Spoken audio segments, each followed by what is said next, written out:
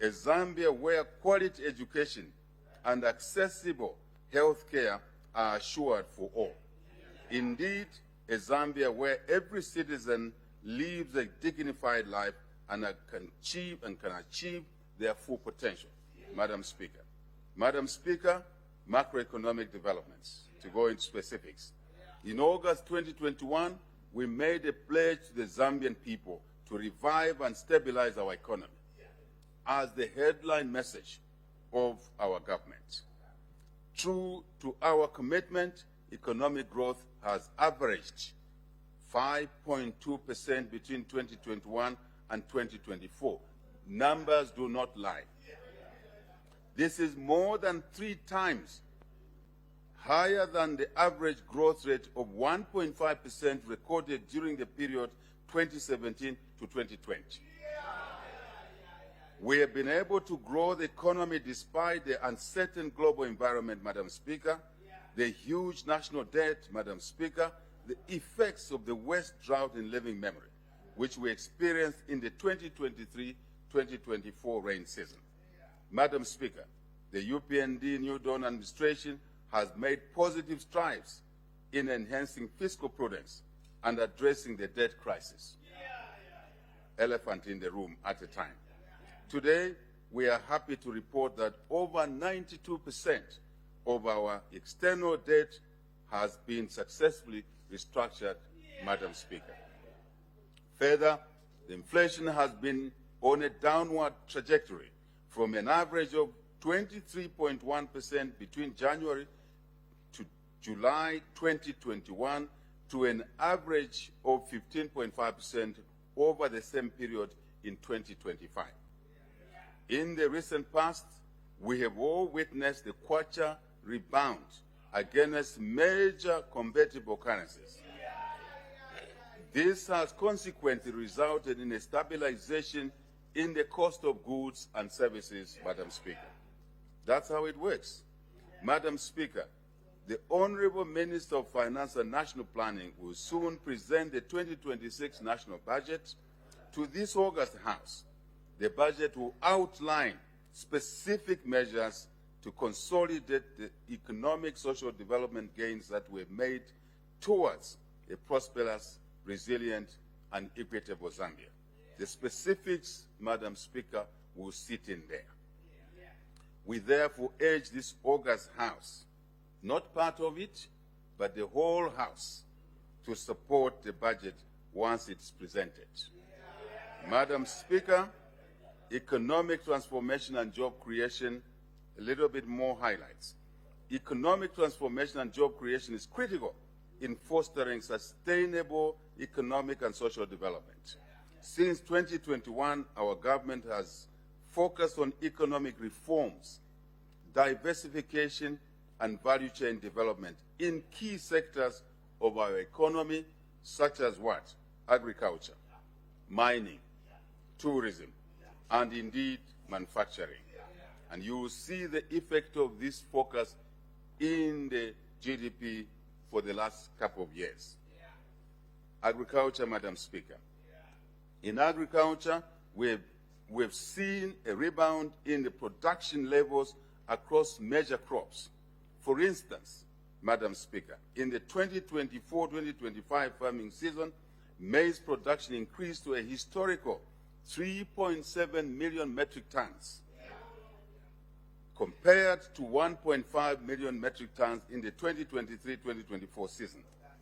Based on new information, post the crop survey, Madam Speaker, based on new information, strong indications are that our maize harvest could actually extend beyond 4 million metric tons. Additionally, soybeans, Madam Speaker, the soybeans production increased to 760,000 metric tons from 400,000 metric tons. We are on our way to our target of 1 million tons of soybeans per year. Madam Speaker, maize seed production, very important, increased to 94,300 metric tons in 2024 from 52,000 in 2023. We are also pleased to report, Madam Speaker, that our country is now self-sufficient in maize seed production. We are exporting our locally produced maize seed to a number of countries, Madam Speaker, in Africa, and surprise, surprise, into Europe as well. Madam Speaker, additional investment in maize seed production has continued. Further, with the completion of the Bayer Itava seed production facility in Kabwe, Zambia is now the largest maize seed producer in sub-Saharan Africa. Key drivers of growth in agricultural production include, Madam Speaker, increased private sector participation and government reforms such as what? FISIP e-voucher. FISIP e-voucher. We successfully delivered a major reform under FISIP, Madam Speaker, migrating 730,000 farmers onto the e-voucher, to be precise, a digital platform. By migrating these farmers, Madam Speaker, we were able to remove, very important, 210,000 fraudulent beneficiaries that in the previous years were receiving seed and fertilizer but were never farmers, and hence the low levels of production, partially, Madam Speaker. This subsequently created space for genuine farmers to benefit from the critical support. This board reform, Madam Speaker, has restored the integrity of the FISIP program with regards to input supply and guaranteed that assistance reaches the rightful beneficiaries, not those who are collecting inputs and selling the following day. No. Of the farmers that migrated to the e-voucher, Madam Speaker, 99% received their inputs ahead of the rains. Another important development there, arising from reforms, different from past periods of late deliveries of inputs. In addition, a broader choice of inputs is being made available to farmers. They draw inputs to grow what they want to grow. Very important. Very important, Madam Speaker. The success of the e-voucher last season is the reason we are committed to a 100% rollout to all our 116 districts, 156 constituencies this year. We are clear that this change will deliver more benefits in the agriculture sector. We also believe that the savings from there can be applied to other needy areas. Very important. We also wish to recognize the major role played by the private sector in delivering tangible benefits in the agriculture sector, Madam Speaker. This includes the creation of more than 5,000 jobs across the agro-sector supply chain, resulting in the transformation of lives and stimulation of rural economies across the country. Madam Speaker, this government wants to ensure that all the provinces deliver economic contribution to the GDP. Not some, but all of them, 10 of them. These are the steps leading us to there. Madam Speaker, many of our people live along and around water courses, such as rivers, streams, and wetlands, and yet they are often severely affected by the effects of drought. This must not be allowed to continue going forward. Therefore, to ameliorate the effects of climate change and improve resilience, our government is supporting the development of irrigation agriculture. Currently, 200,000 hectares of irrigated land is being utilized to grow maize and other crops. We are aggressively working on increasing the land under irrigation, Madam Speaker, to somewhere in the region of 500,000 hectares by 2027. To support our irrigation agenda, we are carrying out a number of interventions. These include water harvesting, the rehabilitation and construction of dams, as well as canals, across the country. Madam Speaker, our farmers remain very determined and have achieved higher production despite using modest and simple tools, many times handheld tools. We believe with increased support on mechanization, technology, and management, we can significantly increase their production and yields per hectare. That's a game changer. Thus, in 2023, we launched the Sustainable Agricultural Financing Facility, SAFF, to provide affordable financing for mechanization, technology, and irrigation to our small and emerging farmers. A total, Madam Speaker, of 9,000 farmers received loans from the SAFF facility in the 2024-2025 farming season, compared to 4,300 in the previous season. Financial disbursement more than doubled, increasing from 272.3 million kwacha in the previous season to 667.3 million kwacha in the 2024-2025 farming season. Through the SAFF, our farmers have been able to acquire agricultural equipment and other inputs to improve their production and indeed productivity. Madam Speaker, to modernize agriculture, our government has for the first time, established 40 mechanization service centers in 2024. These centers are providing agricultural machinery and equipment for hire by small-scale farmers. So far, more than 2,500 farmers have accessed mechanization services ranging from plowing, planting, spraying, and harvesting.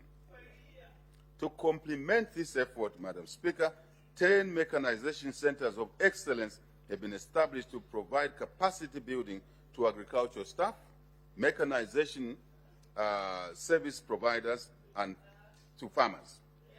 Last year, more than 210 farmers received training from the mechanization centers of excellence across the country.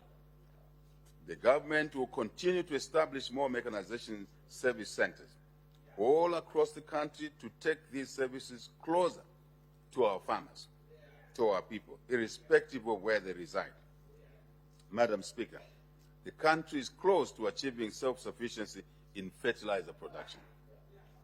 We are already a net exporter of compound D fertilizer, exporting to well over 8 countries in the region so far, from a net importer to an exporter. Very deliberate. The ammonia and urea plant at United Fertilizer Capital Zambia Limited is now operational.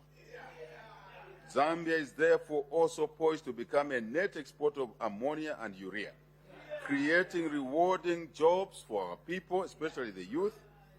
The plant will produce 180,000 metric tons of ammonia, 300,000 metric tons of urea annually.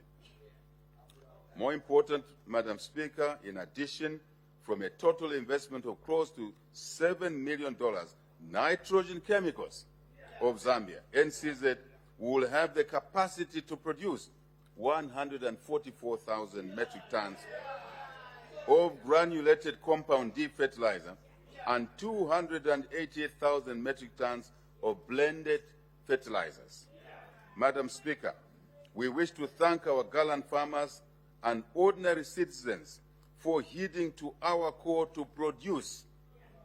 I want to specifically thank our farmers in all the 10 provinces, including provinces that were traditionally not farming, but now they've responded and they produced a lot of food. Thank you to all our farmers across the country.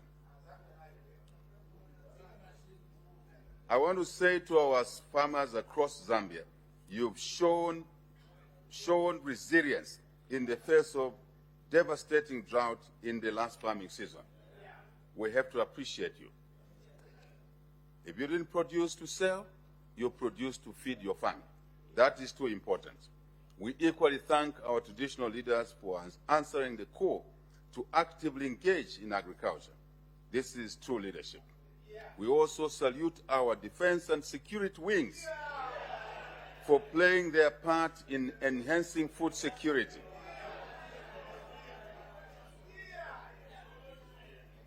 In enhancing food security and fighting hunger in times of peace. Indeed, food security is national security, and the opposite is true. Food insecurity is national insecurity. We prefer to have national security through food, partially. Working together, we have delivered the greatest harvest in our nation's history. This is a testament to the drive and talent of our people, even though for many years unexploited. Madam Speaker, more than enough maize was produced for local consumption, human and animal, taking into account national food security, as I've mentioned already. This success has brought some challenges in the crop marketing process, admittedly. To address these challenges, the surplus crop has been allocated for export. Surplus crop, taking into account national food reserve, excess crop should be exported. Most of it as milling meal to retain milling jobs. Very important.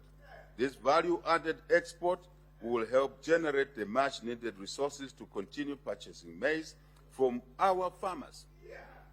Madam Speaker, yesterday a bit of showers fell in certain parts of the country. All of us involved in this process must redouble our efforts to buy in all the maize that was produced. The issue of funding is not on the table. The issue on the table is to buy all the maize. That is the issue on the table. That is the issue on the table.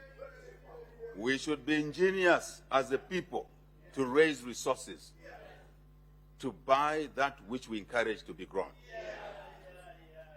I believe we are together on this one. So, Madam Speaker, we want to emphasize that buying the crop will motivate farmers to grow more in the next season. Other challenges are being addressed to improve efficiency over time. And Madam Speaker, we are in an excellent position from deficit to surplus. It's a good problem we are sitting with. And I think we should rise to the challenge to resolve the problem together, all of us as a country. Madam Speaker, we wish to keep pushing towards our target of 10 million metric tons of maize per year by 2030. It is now in sight, but we have to sharpen our structured marketing arrangements. We want to be the food security for ourselves, but for the region as well, and it's possible. We therefore call upon our farmers, ordinary citizens, and national leaders, including honorable members of this august House, to join in the agricultural revolution. Very important. All good leaders world over, time and again in history, all good leaders should lead by example, including members of this House. Let us be a country of producers, not just traders and consumers. Very important. Madam Speaker, livestock. Our country is uniquely positioned to derive significant economic benefits from our livestock. The sector can be one of our key exports earners. That is why we have set a target of $1 billion of beef exports by 2030. Very important. To support this push, our government, Madam Speaker, has intensified disease surveillance for control, of course, prevention, control, measures across the country without exception. Many diseases do not understand that this is province A, this is province B, this is country A, this is country B. They move. So we need to be alert across the country and collaborate with our neighbors. Our vaccination coverage against major livestock diseases such as contagious bovine pleural pneumonia, CBPP, and foot and mouth disease is now close to 90%. Madam Speaker, as we address this House, the vaccinations are going on across the country. To boost the vaccination drive, Madam Speaker, we have continued with our local production of critical vaccines. Indeed, vaccines and medicines. These include vaccines against anthrax, black quarter, Newcastle, and East Coast fever. We are pleased to report that we have exceeded our vaccination target for anthrax. We have also commenced the construction of the animal viral vaccine plant in Chilanga district. Our government has intensified efforts to establish disease-free zones and increase exports of beef and other animal products. In the initial phase, we are establishing 4 beef compartments in Eastern Province, Central Province, and Southern Provinces.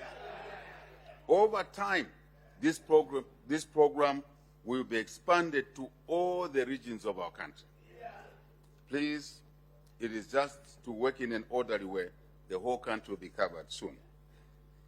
Madam Speaker, the fisheries subsector equally continues to register positive growth. Fish production increased from both farmed and natural sources, increasing from 178,000 metric tons in 2023 to 197,000 metric tons in 2024. Our government will continue to invest in livestock and fisheries to increase production and exports, as well as enhance job creation and food security. Madam Speaker, mining. Since assuming office in 2021, we have made significant progress in creating a conducive policy and operating environment for the mining sector. This has directly led to significantly more investments going into the mines across the country. We have largely resolved the impasse of Konkola copper mines, KCM, and Mopani, which negatively impacted our copper production. We have unlocked, Madam Speaker,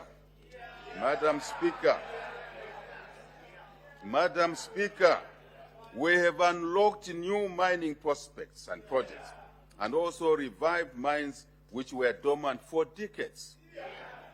In line with our production target of 3 million metric tons of copper per annum by 2031, production has been restored to an upward trajectory. Our annual production increased from a low of 733,000 metric tons in 2021 to 821,000 metric tons in 2024. Taste of the pudding is in the eating. We are aggressively moving toward our target of a record-breaking 1 million tons this year. We are knocking on the door of 1 million tons this year of copper production by the end of this year, Madam Speaker, never achieved before. Never. This will happen for the first time in our mining history. Madam Speaker, our first major intervention in the mining sector in 2021 was a resolution of disputes between Government of the Republic of Zambia, ourselves, and First Quantum Minerals. This resolution, which was going on for 10, 11 years in courts, Madam Speaker, not in courts in Lusaka or Ndola, but in London. Very unfortunate. A resolution of disputes between Government of the Republic of Zambia and First Quantum has unlocked a lot of value in the mining sector. This resolution led to First Quantum's restoration of confidence in Zambia and their subsequent decision in February 2022 to invest $1.25 billion to expand Kansanshi Mine's Sentinel project, which is in short called S3. Without the expansion of Kansanshi Mine, Madam Speaker, this was going to spell disaster. This mine was to close by 2024. The additional investment, Madam Speaker, has not just extended the life of mine by 25 years, but also created more jobs, created business opportunities. And Madam Speaker, we officiated at the new expansion program project completion not long ago, just 2 weeks ago, and it's a marvel to see what has been done there in 3 years. As a consequence of this, Madam Speaker, the total production of First Quantum is now moving towards 450,000 to 500,000 metric tons per year. By any means, these are significant numbers. This is a significant mine by world standards, anywhere in the world. So these efforts are achieving results, Madam Speaker. Madam Speaker, Mopani copper mines. Before I leave Kansanshi, Madam Speaker, I want to indicate that more than 400 indigenous companies were involved as contractors in the expansion program. All the electric cables, Madam Speaker, were procured from Zameva, deliberately. Very important. Madam Speaker, Mopani copper mine is a crucial economic pillar on the copper belt. Its production had fallen undermined. Its production had fallen undermined, was on the verge of what we may call comatose closure in 2023. Our government took a decision to onboard a strategic equity partner who would provide, our view then, capital and supplemental expertise. International Resource Holdings, Madam Speaker, emerged as the best choice, and we, the country, through ZCCM-IH, entered into a joint venture, Madam Speaker, that unlocked $1.1 billion of capital into Mopani mine. This investment revamped mining operations at Mopani, and production has grown, Madam Speaker, by a whopping 40%.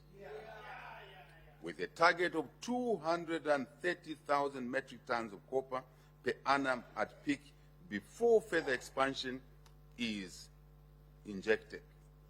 More than 2,000, Madam Speaker, more than 2,000 Zambian jobs, mainly the youth, have been employed, and no one was declared redundant at the point of. So these are additional jobs, Madam Speaker. The jobs that were there, retained, additional jobs, 2,000. Madam Speaker, local suppliers, not just jobs, local suppliers have been engaged and continue to benefit from the mine's growth. My only advice to our local suppliers, Madam Speaker, a number of them are not delivering in accordance to the quality required. It is a problem. Government makes opportunities available to our people get the opportunities, they squander the opportunities. Then they complain every day. Please, mine suppliers, live up to the expectations. You supply substandard stuff, you delay supplies, you increase downtime on the mine. We will not achieve our targets. Mr. Speaker, let us be a country of serious people and businesses. Government will work with you, but do your part. Madam Speaker, Konkola Copper Mines, KCM, was recklessly placed in liquidation, occasioning great liability to the Treasury. It was necessary to correct this expropriation from an investor who was, at the time, seen to have lost public trust. But there was a better way of handling this problem. What we did created a lot of damage to the mine, to the investment climate. No question about it. Our government took the decision, the right decision, to re-engage Vedanta to ensure that KCM returns to production, as this would not have been possible if we did not re-engage Vedanta to do a transaction with anybody else, because litigation would have continued even up to now. Again, we said we don't do business in court, so we came to the table and we have a resolution there. The matter now really firmly is about improvements, not about going downwards, but going upwards. We've always emphasized that Madam Speaker, we should not rush to court when we have a challenge, even at a family level, business level, government level. Court is the last resort.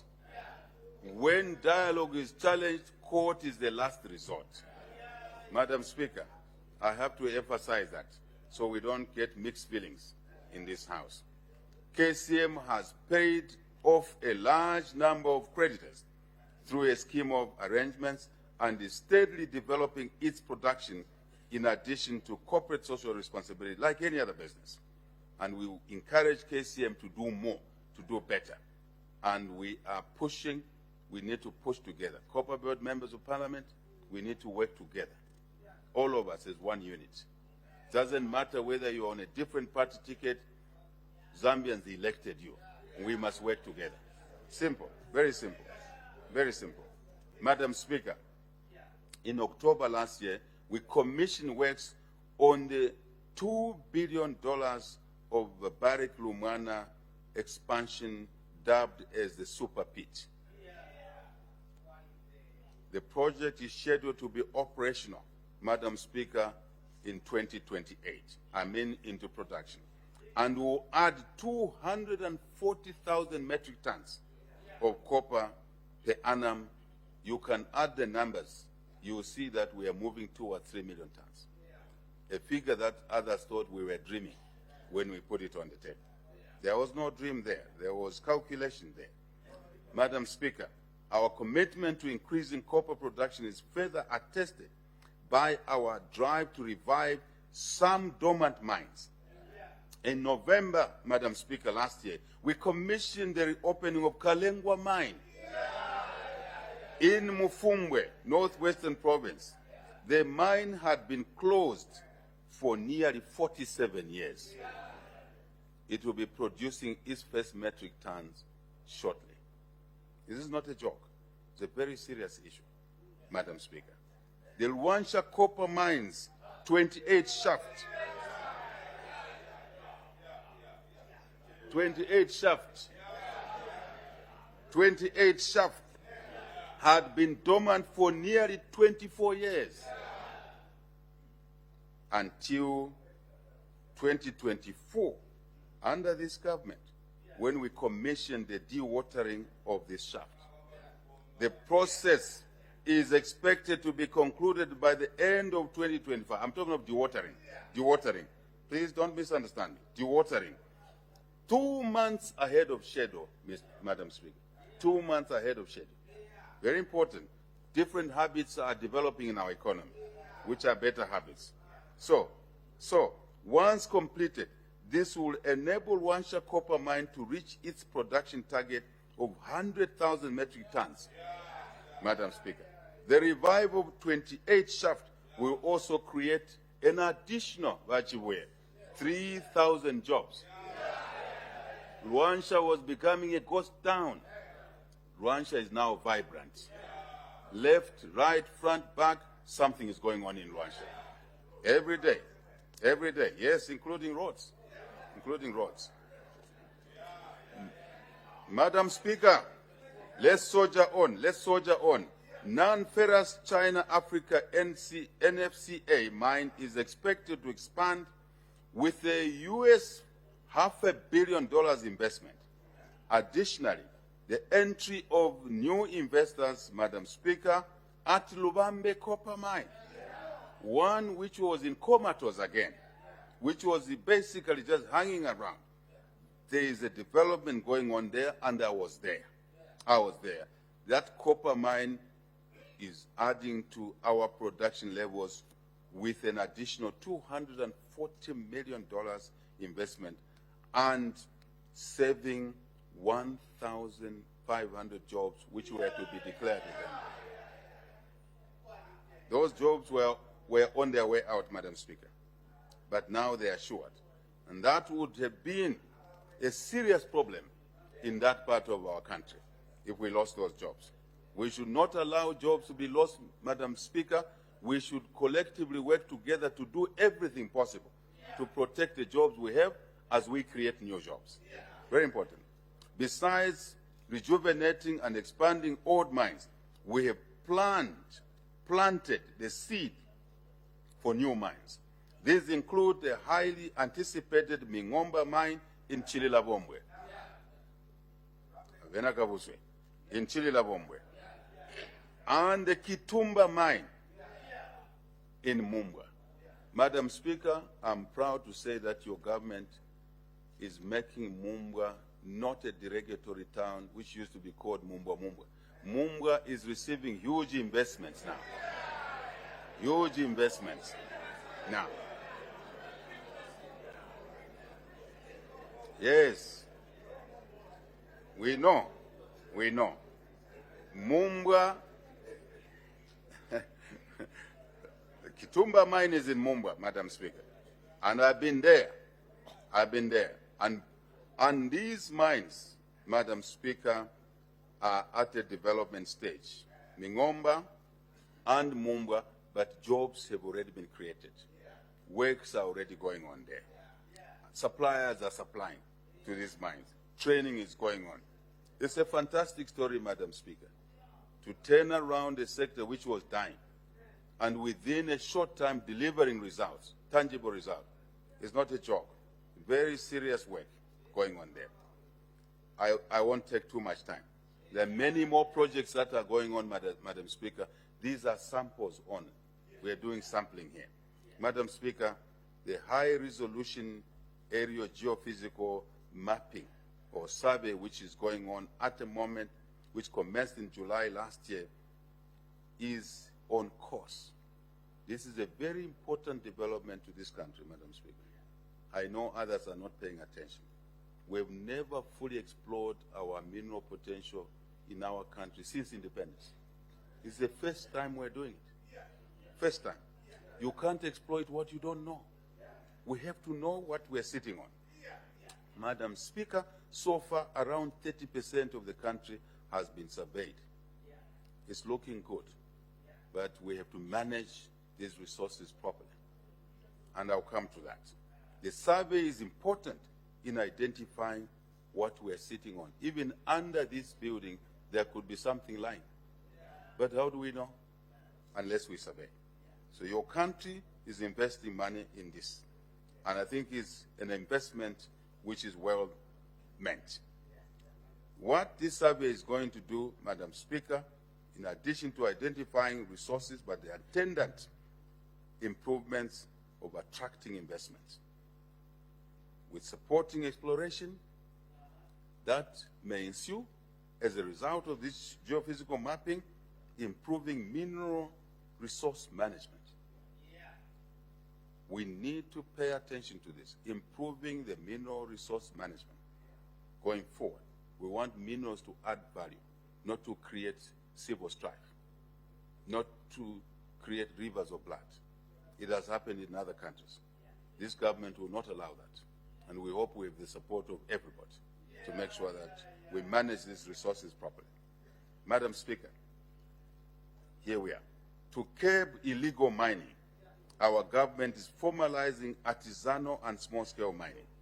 To this end, we issued over 1,400 artisanal and small-scale mining licenses to citizens of Zambia, because this sector is intended for citizens only. And we're cleaning it up, and non-citizens that have got the licenses will lose the licenses to citizens, only citizens of Zambia. The highest number of licenses issued, Madam Speaker, are in the gold mining sector, and accounting for 71% of all these 1,400 licenses. 71% are in the gold area.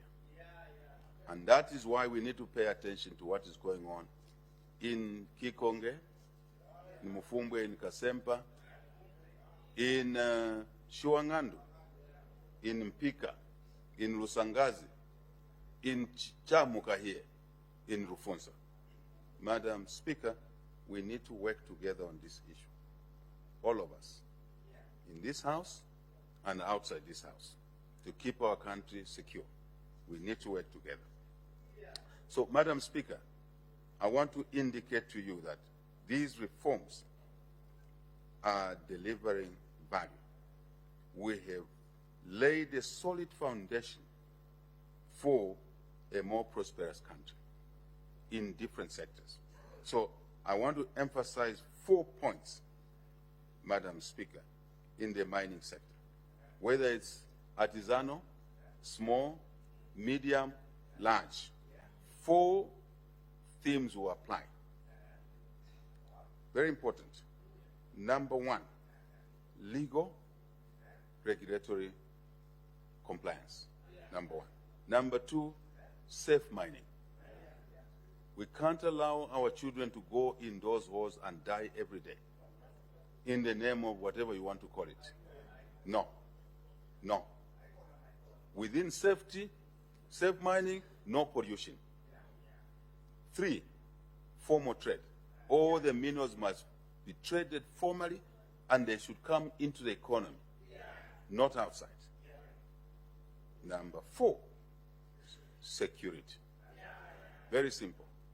Legal regulatory, 1, 2, safe mining, 3, formal trade, 4, security. The security cluster, Madam Speaker, will tell you when they went to Kikonge, they found military guns there. What are those guns for? To kill somebody. Eastern DRC, Madam Speaker, started like this. 40 years down the road, 13-year-old boys have killed already. We don't want our country to be in this space.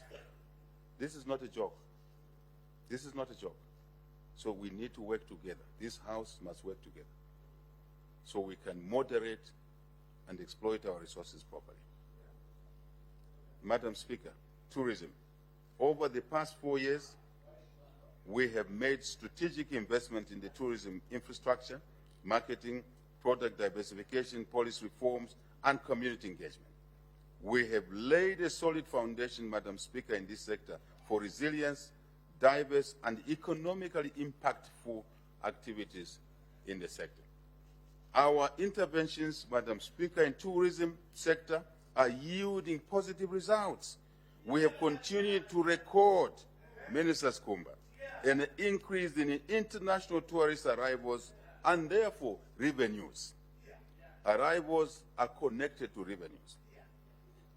Tourist arrivals, Madam Speaker, numbers don't lie, increased from 554,000 in 2021 to a record 2.2 million in 2024, the largest in the country's history.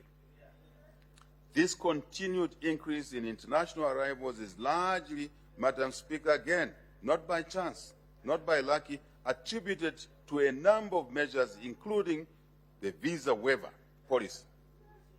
The visa waiver policy to 167 countries, as well as intensified marketing and hosting of international meetings and conferences, which your cabinet made a deliberate decision on.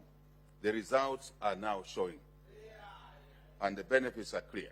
More investment is required, and it's happening in hotels, lodges, and other hospitality infrastructure is in progress, Madam Speaker, in collaboration with the private sector. And we want to thank the private sector.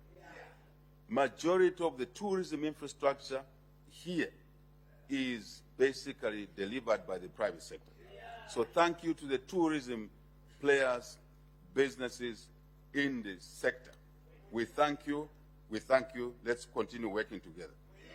There are challenges we need to deal with, and we provided platforms to deal with those challenges, filter those challenges. Presidential Delivery Unit, Public-Private Dialogue Forum. Please, let's utilize these forums. I'm speaking to the nation now and the business people. Let's utilize these forums. The launch of the Destination Zambia campaign has contributed to raising the country's international profile. Breath of fresh air. While the Take a Holiday Yamuloko campaign has stimulated local tourism. The first half of this year saw an increase in the number of domestic tourists. Madam Speaker, the number I gave you of 2.2 million is international. But now, because of these efforts, including the Take a Holiday Yam Loco, the first half of this year, we saw an increase in the number of domestic tourists to more than 240,000 from 129,000.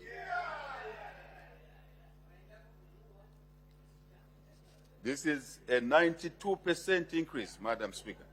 92% increase. We have embarked on the rehabilitation of access roads leading to major tourist destinations, including roads to South Luangwa National Park, Kafue, Lower Zambezi National Parks. There is an aggressive campaign, Madam Speaker, to promote more international flights into Zambia overall, as well as Lusaka and our capital, tourism capital city of Livingstone in particular. So Zambia overall, but Lusaka and Livingstone, of course, Ndola in particular. We have also continued to support and promote traditional ceremonies, as well as cultural festivals to preserve our cultural heritage and attract more tourists. Tourists love our ceremonies. We encourage Royal Highnesses to attend each other's ceremonies to promote cultural cohesion, understanding of each other, and national unity. Madam Speaker, I can attest to these aspects that it is happening. Many chiefs never knew each other for 50 or so years. Only now they're beginning to know each other, and then they're beginning to make friendships amongst themselves, which will bond them and our people together. Very important. Going forward, Madam Speaker, in the year 2026, we will be commissioning many work streams under the US $100 million Green Resilience and Transformational Development Project, GREAT TDP as it's called. This will accelerate tourism growth and benefit the economy overall. Additionally, we take note of the human-wildlife conflict, Madam Speaker. This is a serious issue. The human-wildlife conflict is becoming a serious problem right now.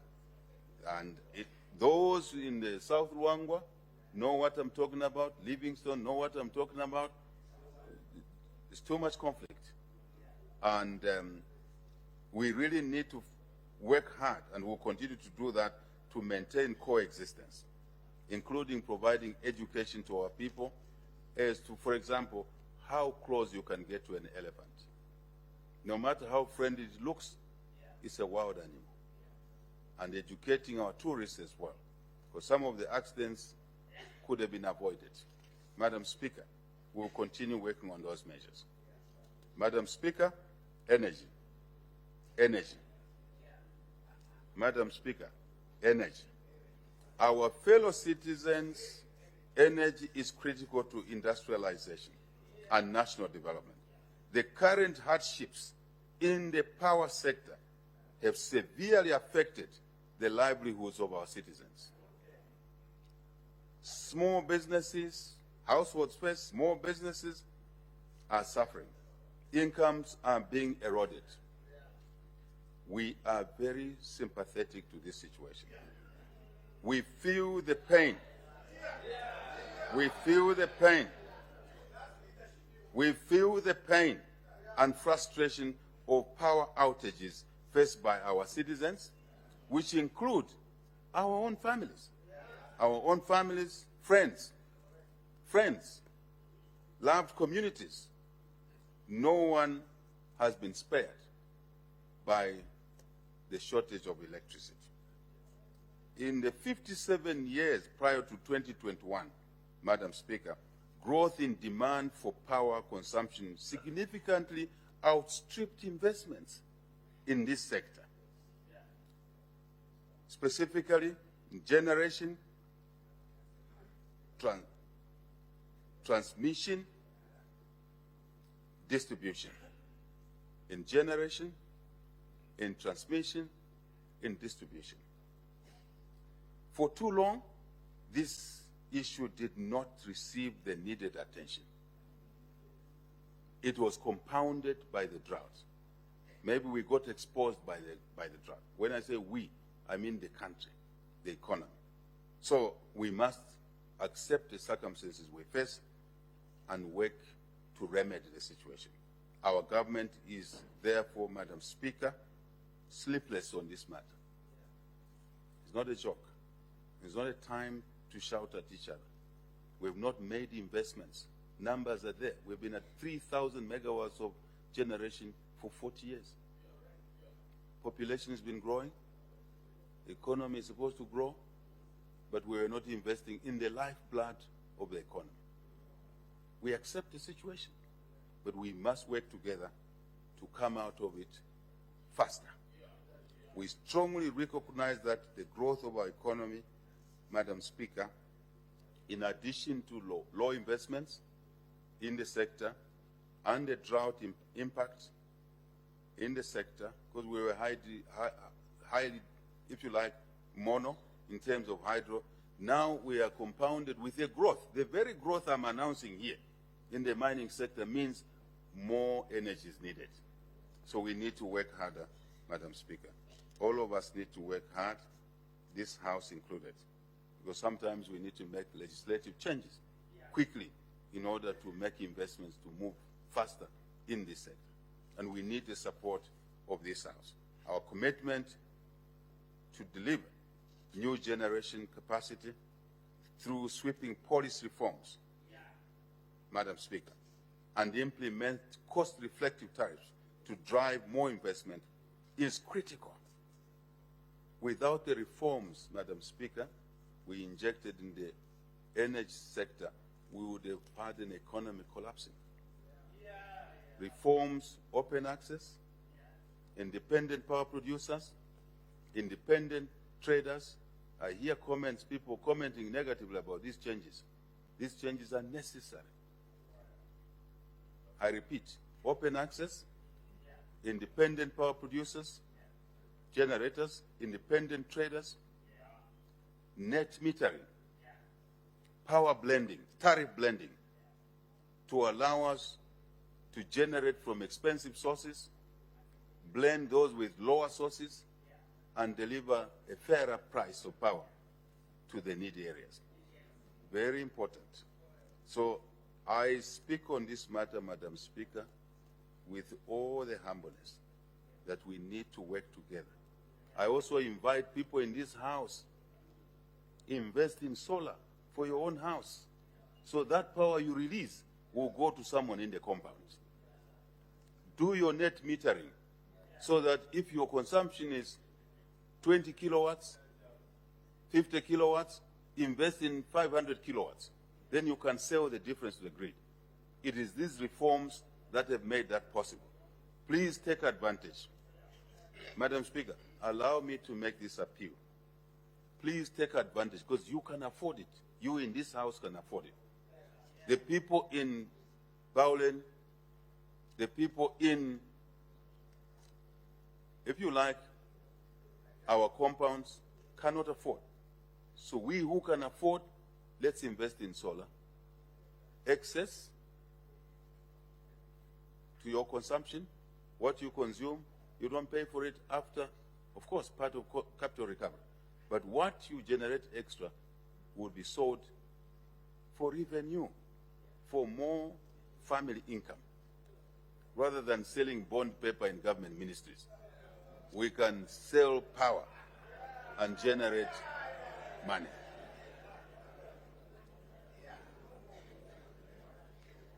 Madam Speaker, to demonstrate that your government is not just talking, your government is doing things here. These reforms have led to investments in the sector, a lot of investments, but still not enough. Still not enough.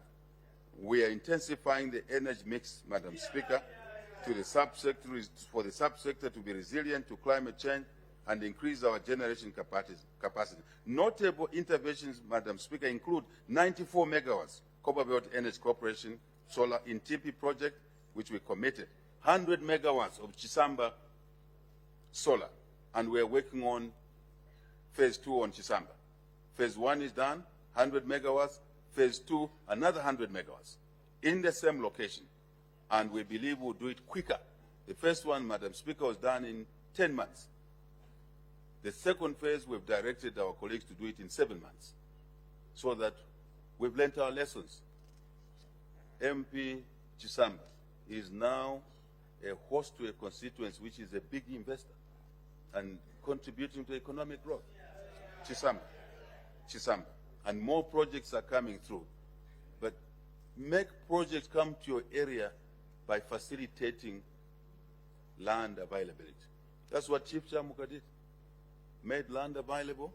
Now he's a host to 100 megawatts plus 100, 200 megawatts. Even his own needs will be met from there. Madam Speaker, a lot more projects, I don't want to waste your time, are coming through across the country. Eastern Province, Luapula, Northern, Central, Western, Southern, a lot more. Madam Speaker, many in this House did not believe that we could get Mamba Phase 2, 300 megawatts in place. Progress is moving there. It's hugely made. Next year, Mamba 300 megawatts will be supplying electricity into the grid. This is a project that we started not long ago in recognition of the shortage of energy. So let no one say that we are seated and doing nothing. We are doing a lot, but more can be done, especially from the private sector. That is our message, Madam Speaker. We believe that we will meet our 1 million megawatts of solar energy. Even if we miss the deadline, incrementally, we are making progress. I think that's important. We don't want to make promises. Why? Because we need more work. But we will do our best. Madam Speaker, we are also paying attention to people in the compounds. We are doing a switch meaning to allow our people in the compounds to have more power for their lighting, for their saloons, for their barber shops, for their welding needs, because their income depends on that. So we would like this House to support those measures so that we who can afford it have alternatives. Those who cannot afford, we give them more power. I think it's only fair.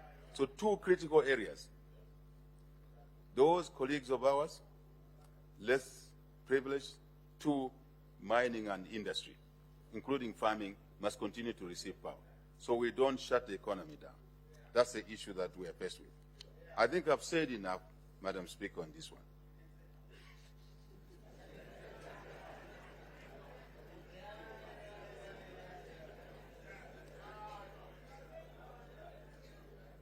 Madam Speaker, we have issues that we are collaborating in the energy sector with Africa as a continent. For example, we have a project we call Mission 300.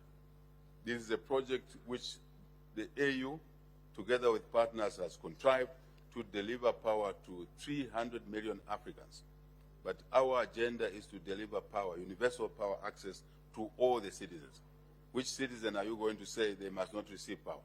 So yes, Mission 300, we're working on that, but we have to do more. And I think it's important that this House, I repeat, take this as a business opportunity. I remind people, choose your businesses properly. This business is clean. You don't have to know anybody. Bring the project. Any one member of parliament here, bring a project of 50 megawatts, this president will run with it. Yes, bring it. We'll run with it to support you, because there's demand, supply is short. What other business are you looking for? And in this business, Madam Speaker, you get paid, because the ultimate customer is the mine, is an irrigator, is a factory. You don't have to bribe anyone. So I want to encourage you in this House and your friends, your business partners in the country, outside the country, bring them here. Please. Namikupa Shangwe. I will explain, Madam Speaker. I am saying I am pleading with you. Namikupa Shangwe. I'm pleading with you. Let's deliver power for our country. Madam Speaker, I will leave it at that on power. And I want to repeat I want to repeat, this is an area where your government is having sleepless nights. I am a little bit aggressive, unlike usual, Madam Speaker, on this issue, to my colleagues to get the job done. And we're meeting, we're following projects. I'm sending people to Mamba. In Chisamba, I gave ZESCO, Kariba North Bank, which actually partnered with Stanbic to develop that project. I gave them a deadline, and I told them, put lights up there, work in the night. And they were able to deliver in 10 months. Now I've said to them, you deliver in 7 months, phase 2. And we must all pay attention to that. Let's support that MP. Let's support Chief Chamuka. Let's support everyone else where the power stations are located in your constituencies.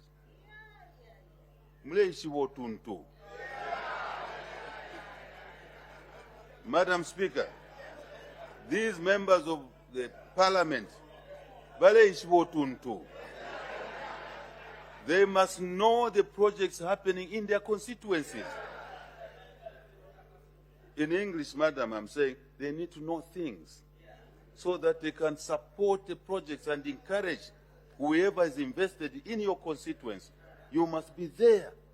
You shouldn't be told. You must be the one telling us what is going on there. Then we can move quicker. Thank you, Madam Speaker, on this call. But once more, we appreciate our people's patience, but we don't take it for granted on electricity.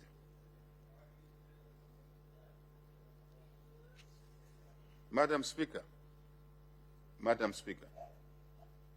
in the petroleum sector, government has continued to implement reforms aimed at ensuring security of supply of petroleum products through enhanced private sector participation. Again, private sector. We recognize our country's unique geographical land-linked position that places our full dependence on neighboring countries for our fuel supply chains. We recognize that. As such, we are addressing historical inefficiencies in the utilization of our strategic fuel reserve infrastructure, many of which were riddled again with litigation, half completed, contracts were not done properly, and we're cleaning up that area. And when we do clean up these areas, Madam Speaker, we don't want those who are involved to complain. All we want is to make these fuel reserve, infrastructure available for our country. We have to do that, yes, for everyone, even those who messed up things. Madam Speaker, we do recognize the importance of strategic fuel reserve infrastructure. I want to repeat that. And safeguard our fuel supply security. Like food, fuel insecurity is national insecurity. We recognize that. Over the past 2 quarters, Madam Speaker, we've made sweeping reforms to the low sulfur diesel supply chain by introducing the fuel open access. As we've done for electricity, we are doing it for fuel open access regime on the Tazama pipeline. These reforms have allowed us to lower the pump price. Madam Speaker, I'm sure your members have seen that the pump price on average has been going down. It is the reforms we put in place. It is not by chance, right? So these reforms have allowed us to lower the pump price of diesel by close to 30% since we implemented the open access platform in the usage of Tazama. Now, this is since April. Please, you can rejig your memory. Since April 2025. We intend to strengthen the reforms here, the open access framework, and further deliver stable and competitive pricing for diesel, and are working, Madam Speaker, this is important, are working to extend this to petrol, because it's only been applying to diesel, because that's the only facility you can move so far at the moment on the pipeline, Tazama pipeline. Further, government continues to work on a process aimed at constructing a new multi-product pipeline between Zambia and Tanzania. This is a huge investment. We're inviting the private sector. The government doesn't have a balance sheet to do it. Even if we had, we don't want public money to be used that way. We are inviting partners in this area. It's a colossal investment, but it's rewarding for those that invest in the sector. So, Madam Speaker, this will significantly complement the capacity of the existing pipeline, thereby guaranteeing supply security and stable commodity pricing in the fuel subsector of energy. Madam Speaker, this is another area where we are having long nights and days because the sector was messed up for many years, and the cleanup faces resistance. We know that. Cleanup faces resistance, but we are doing it for good reasons, to benefit everybody, not a few. Science and technology. Madam Speaker, technology, science, innovation are engines of economic transformation. To this end, we are investing in information and communication technology infrastructure, whilst enhancing digital literacy, promoting innovation-driven entrepreneurship, and investing in research and skills development. We are doing all these at the same time. Over the past 4 years, Madam Speaker, our ICT sector has experienced remarkable growth. Minister Technology, thank you very much. Where is Minister Technology? Thank you very much.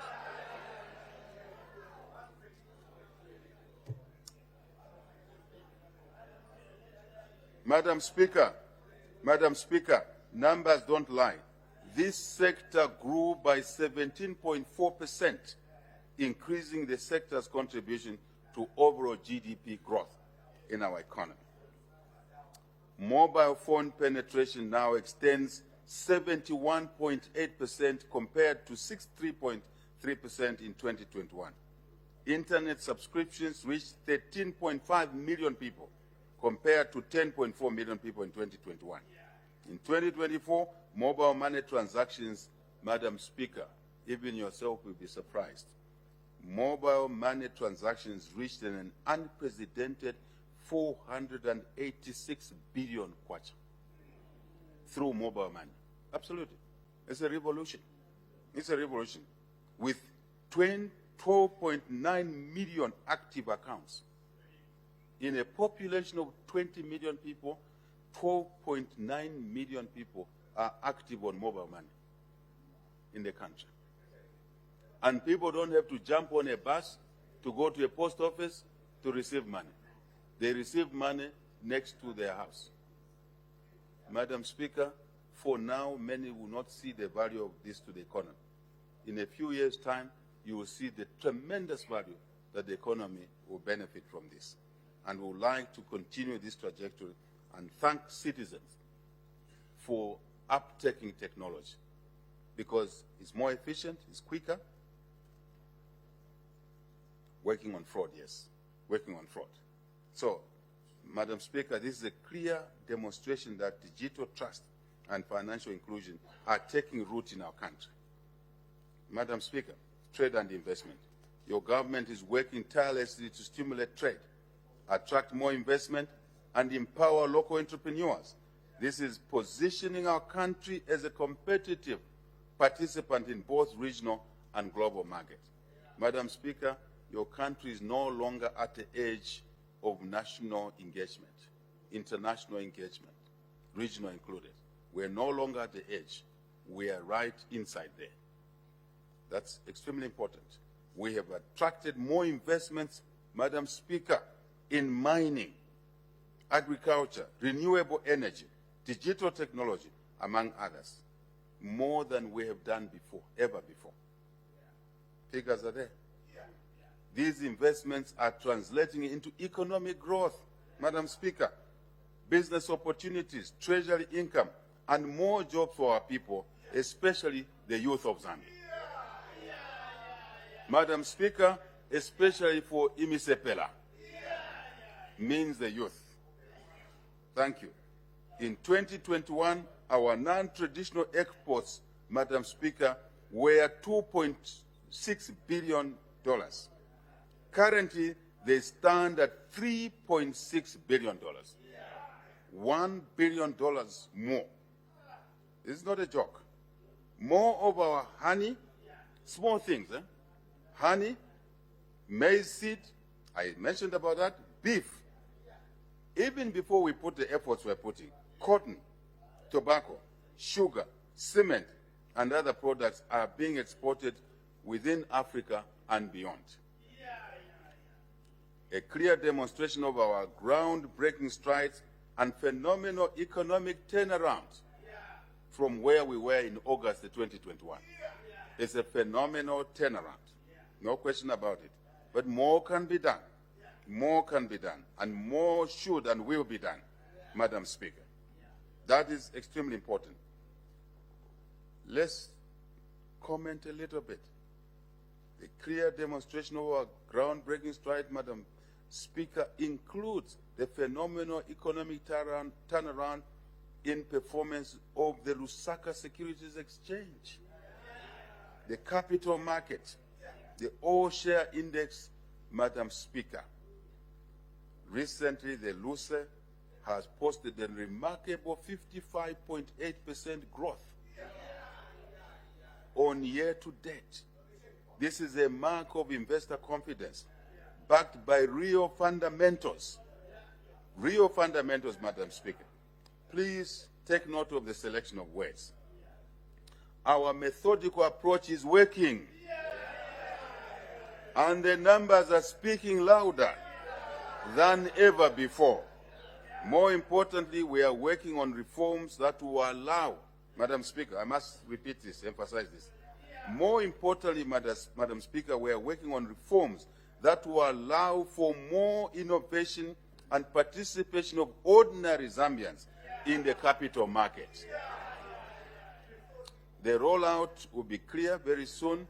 New products there, but we have to legislate because there are limitations in the existing legislation.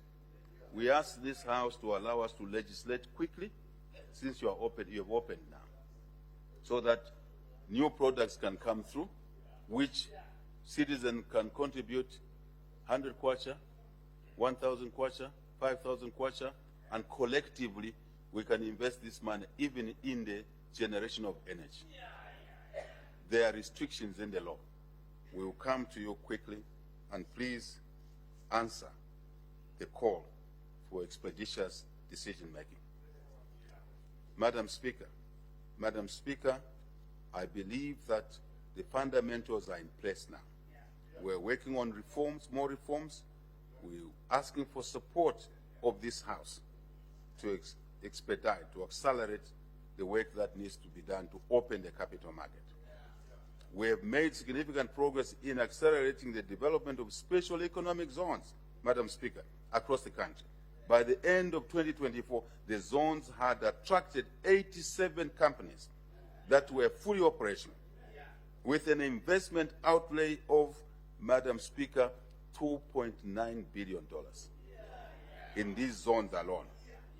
Over 48,000 jobs have been created. In addition, 47 companies were at the construction stage in the various economic special zones. Madam Speaker, I can say one thing only here. At the S3 launch, Kansanshi, the $1.25 billion project, which has been completed, the bore mills, the miners here, MPs on the copper belt, know what bore mills are now being manufactured in the Kalumbila M phase. We used to import these from Australia. Now they are being manufactured here. This is very important, Madam Speaker, to this House. And we want this House to encourage more work like this. More jobs there. More jobs there. Additional special economic zones, Madam Speaker, will include the beef special economic zone along the Kafue Flats, North Bank, South Bank. Agricultural special economic zones covering Mpongwe, Masaiti, Kafulafuta, Ngabwe. those areas. The FinTech multi-facility zone in Chongwe, MP for Chongwe, Minister Masebo. The Golden Baobab multi-facility economic zone in Kafue, Kafue MP. It's already happening there. Jobs are already being created there. And the wonderful group industrial park in Chilanga. Madam Speaker, I want to encourage your House through you to organize sections of these MPs to visit that area. When you go there, you will have a different mindset when you return. What was a rocky farm is now a huge industrial center, producing fertilizer, and this month I'll be commissioning 85 megawatts of power electricity from there, associated with the manufacture of urea and ammonia. These are new technologies. They were never there before. I want to encourage you, Madam Speaker, to create batches of your MPs and take them there. It's very near here. And see what is going on in your country just around your backyard. Then you'll have a different perception of what is happening in the country. Madam Speaker, most important, we intend to increase economic activities across all the 10 provinces of our country. This government is determined, Madam Speaker, to make sure every province grows its economy. Every one of the 10 provinces. Madam Speaker, straying a bit, Kawambwa is a special interest to this president. Kawambwa for Luapula can inject economic activity in Luapula province.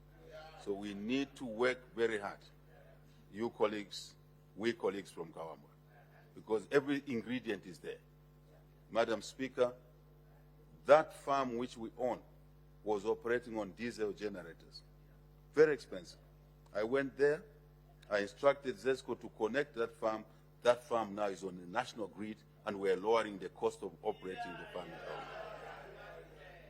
We must start manufacturing things in Kawambwa. So every province must have a center that will drive economic activity. And when our population see that, they will understand the transformation taking place. Sometimes you have to see in order to believe. This is one I'm suggesting. Madam Speaker, micro, small, and medium enterprises. These are very important. These are very important.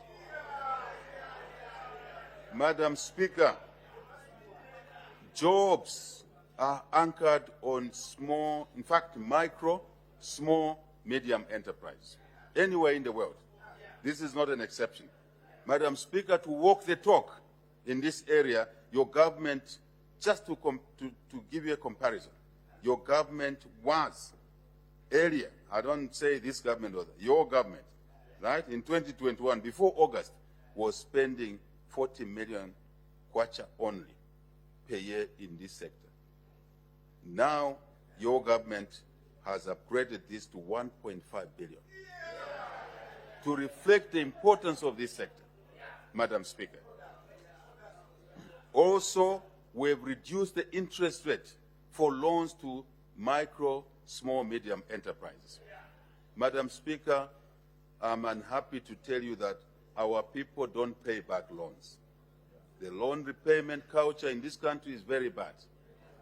And your government is working on measures to address this situation, to lend efficiently at a lower rate, yes, but higher recoveries. And we'll be partnering with banks because they know how to lend, they know how to collect. When we lend and collect, the fund grows. When we lend and our people don't pay back, the fund shrinks. We can't be going to the Treasury every year to ask for more money. This fund must grow, Madam Speaker. So I believe, Madam Speaker, in this area, different measures are being taken to strengthen that aspect. But we will never leave SMEs alone. This is the engine of growth. Labor and industrial relations. Madam Speaker, I want to start by commending the labor movement and our hard-working public and private sector workers for the spirit of harmony and collaboration they continue to show in their relations with employers.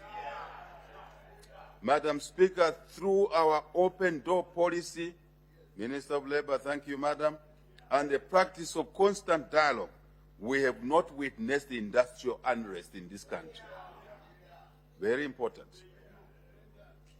Doing business in the streets, shouting at each other does not solve problems, but dialogue. So we want to thank the unions, the workers, public, private sector, employers for engagement. Madam Speaker, industrial harmony is very important for economic growth. Building bridges of trust and partnership is very important. Madam Speaker, I stray, but it's in my speech. I also want to commend our students in schools, colleges, universities for embracing dialogue as the most civilized way of resolving challenges. Madam Speaker, changes happen in these small doses in an economy. When you have less conflict, less sticks flying all over the shore, you can focus your time and attention on growing the economy. That is what we're doing. And also, unions, workers, students see the reward. They see the value that arises from a growing economy. Madam Speaker, industrial peace is not only a sign of unity between government and workers, it is also the bedrock upon which our economy must grow. Let us therefore continue to nurture it and nurture this spirit of cooperation so that together, as one people, we will build a stronger and more prosperous Zambia. Transport infrastructure. Your government, Madam Speaker, has continued to develop transport infrastructure throughout the country. We are utilizing both public and private financing, especially through public-private partnerships. A model that was frowned upon, but a model that has delivered. Thank you, Minister of Infrastructure. A model that is delivering. No question about it. To this end, the Chingola-Kasumbalesa Road, Madam Speaker, has been completed satisfactorily. Better quality, lower cost, delivered on time. Simple. Pricing is right, quality is right, delivery is timely. 3 rules only. Things are happening. The Luansha Fisenge Masangano Road. The Luansha Fisenge Masangano Road has been completed. Madam Speaker, let me speak for all to hear. Let me speak for all to hear. The first ever all-concrete Kitwes Chibuluma Road has been completed. Never has this country seen a concrete road. We decided, I remember having a chat with that Minister of Infrastructure, I said, let's do a pilot. And we chose that Chibuluma Road. Honorable Mpundu is not here. He and I spoke, Honorable Binwe Mpundu, and I promised him that we would do Chibuluma Road as a concrete road. He knows, and we've done it.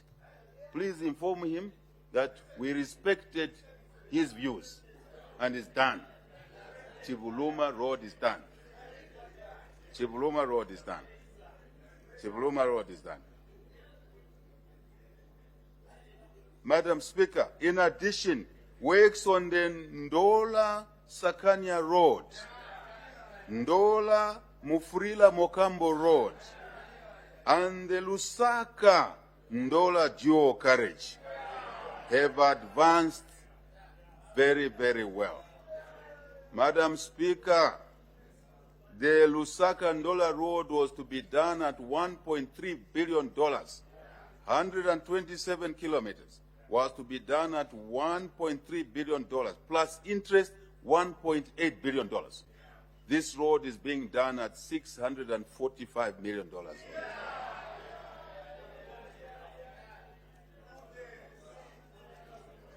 Madam Speaker, words cannot be manipulated to an extent where we say different things. In here, This road is being done at $645 million.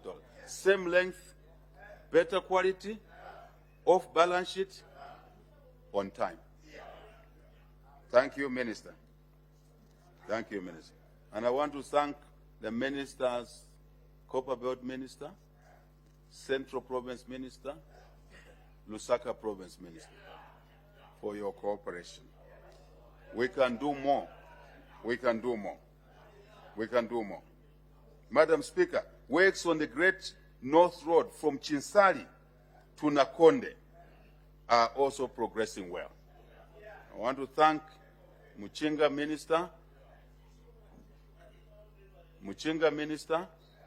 Northern Province Minister, and the members of Parliament in these areas.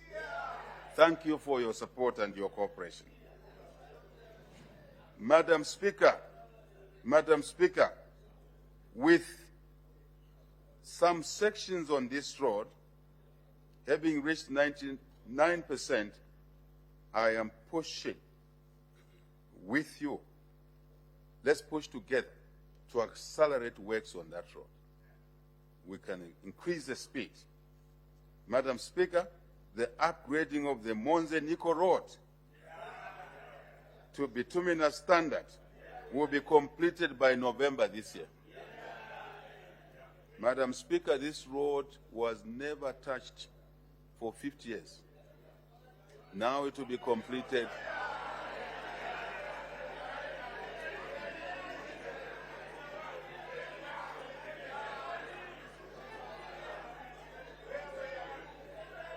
Madam Speaker, I beg to move in the case of the upgrading to bituminous standard of my beloved Chipata-Chadiza Road.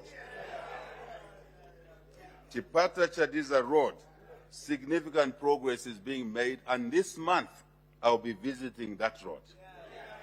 Chadiza-Chipata. Yes, Honorable Daka.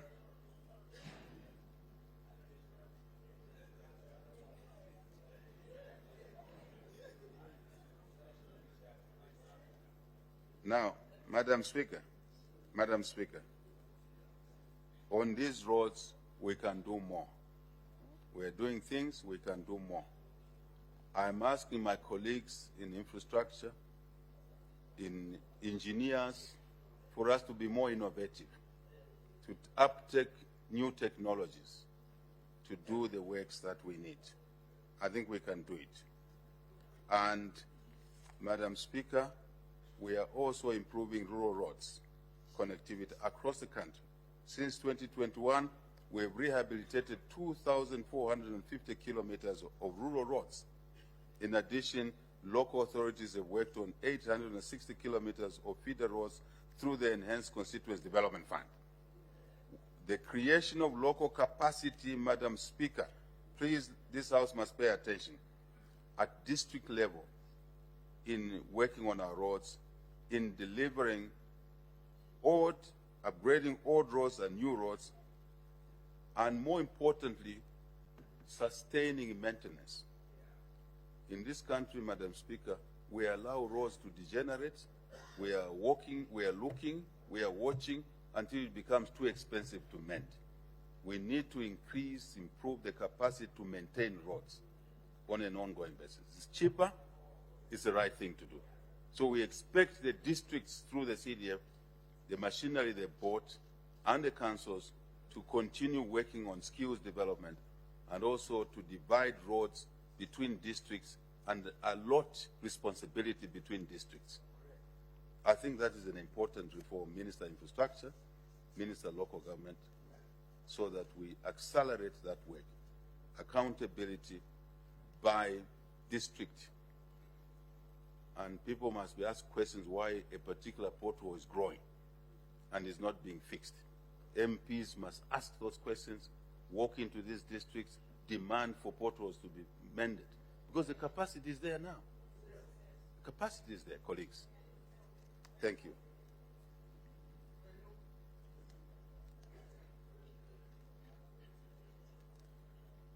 Madam Speaker,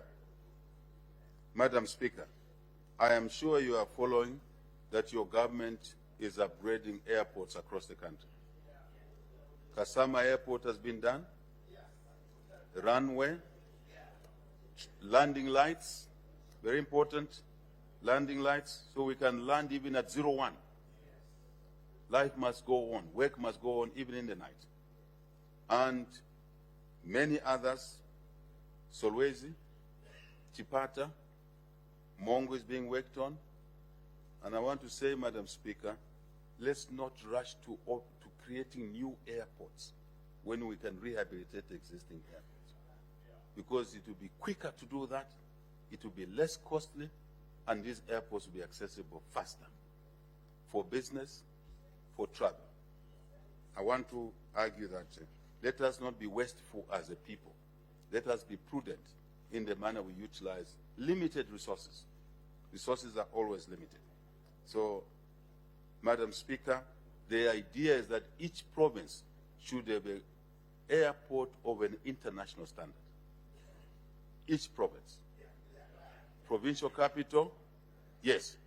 But I must be quick to say, areas such as the northern Luapula region will have a lion's share because of the distances.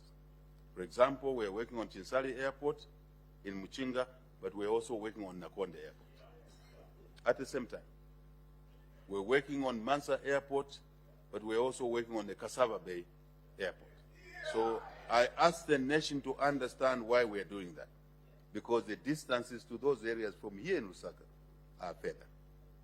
And we need to access our areas across the country. So there's a reason to work on Zambezi Airport as well, because of the sheer distance. While Solwezi is there, Zambezi Airport must be done at the same time. To access Chavuma, Honorable Umai quickly, to access Kashinakash, to access Yambesh. Very important. I thought, Mr. Speaker, Madam Speaker, I must emphasize that point because I hear a lot of comments, people make uninformed comments in the social media, why certain things are being done. It is for these reasons. It's the right thing to do. We need to bring the country together. And certain decisions may not be seen to be equal. It's not about that. It is about that, but it's also not about that. It's necessity. So I thought I should make that point very clear, Madam Speaker. On the railway side, Madam Speaker, we're enhancing our competitiveness in the regional transport gateways such as the Lobito Corridor. We continue to work on that, Nakala Corridor, Beira Corridor, North-South corridors. Very important. Madam Speaker, I am pleased, extremely pleased, Madam Speaker, to use this opportunity to announce that after lengthy negotiations, we have now reached agreement on the revitalization of the Tazara railway line. So we will be moving quickly to implementation, signing off. This is a project we pushed and mooted in 2023 during our Zambia-China bilateral meetings in Beijing with Tanzania. I'm sorry, Madam Speaker, it took a bit long, but it was a complicated negotiations. And what you're going to have is a truly new, revitalized, with the higher integrity of asset. Rolling stock, Minister of Transport is not here. Rolling stock, and many other things. We are aware that Zambia Railways is in a bad shape, but one thing at a time. Because as we build the economy, we also look at certain things we can do first, others thereafter. We can do them together. We'll be happy to do that, Madam Speaker. Very happy to do that together. But lots of business opportunities. Our colleagues from Kapirimposhi, MP Kapirimposhi is here. Big things are happening in Kapirimposhi there, associated with that decision we've now reached, including a dry port there. Big things, I think you know. Thank you for finding land for the dry port in Kapirimposhi. So business in Kapirimposhi, Mukushi, Serenje, Mpika, all the way to the exit point.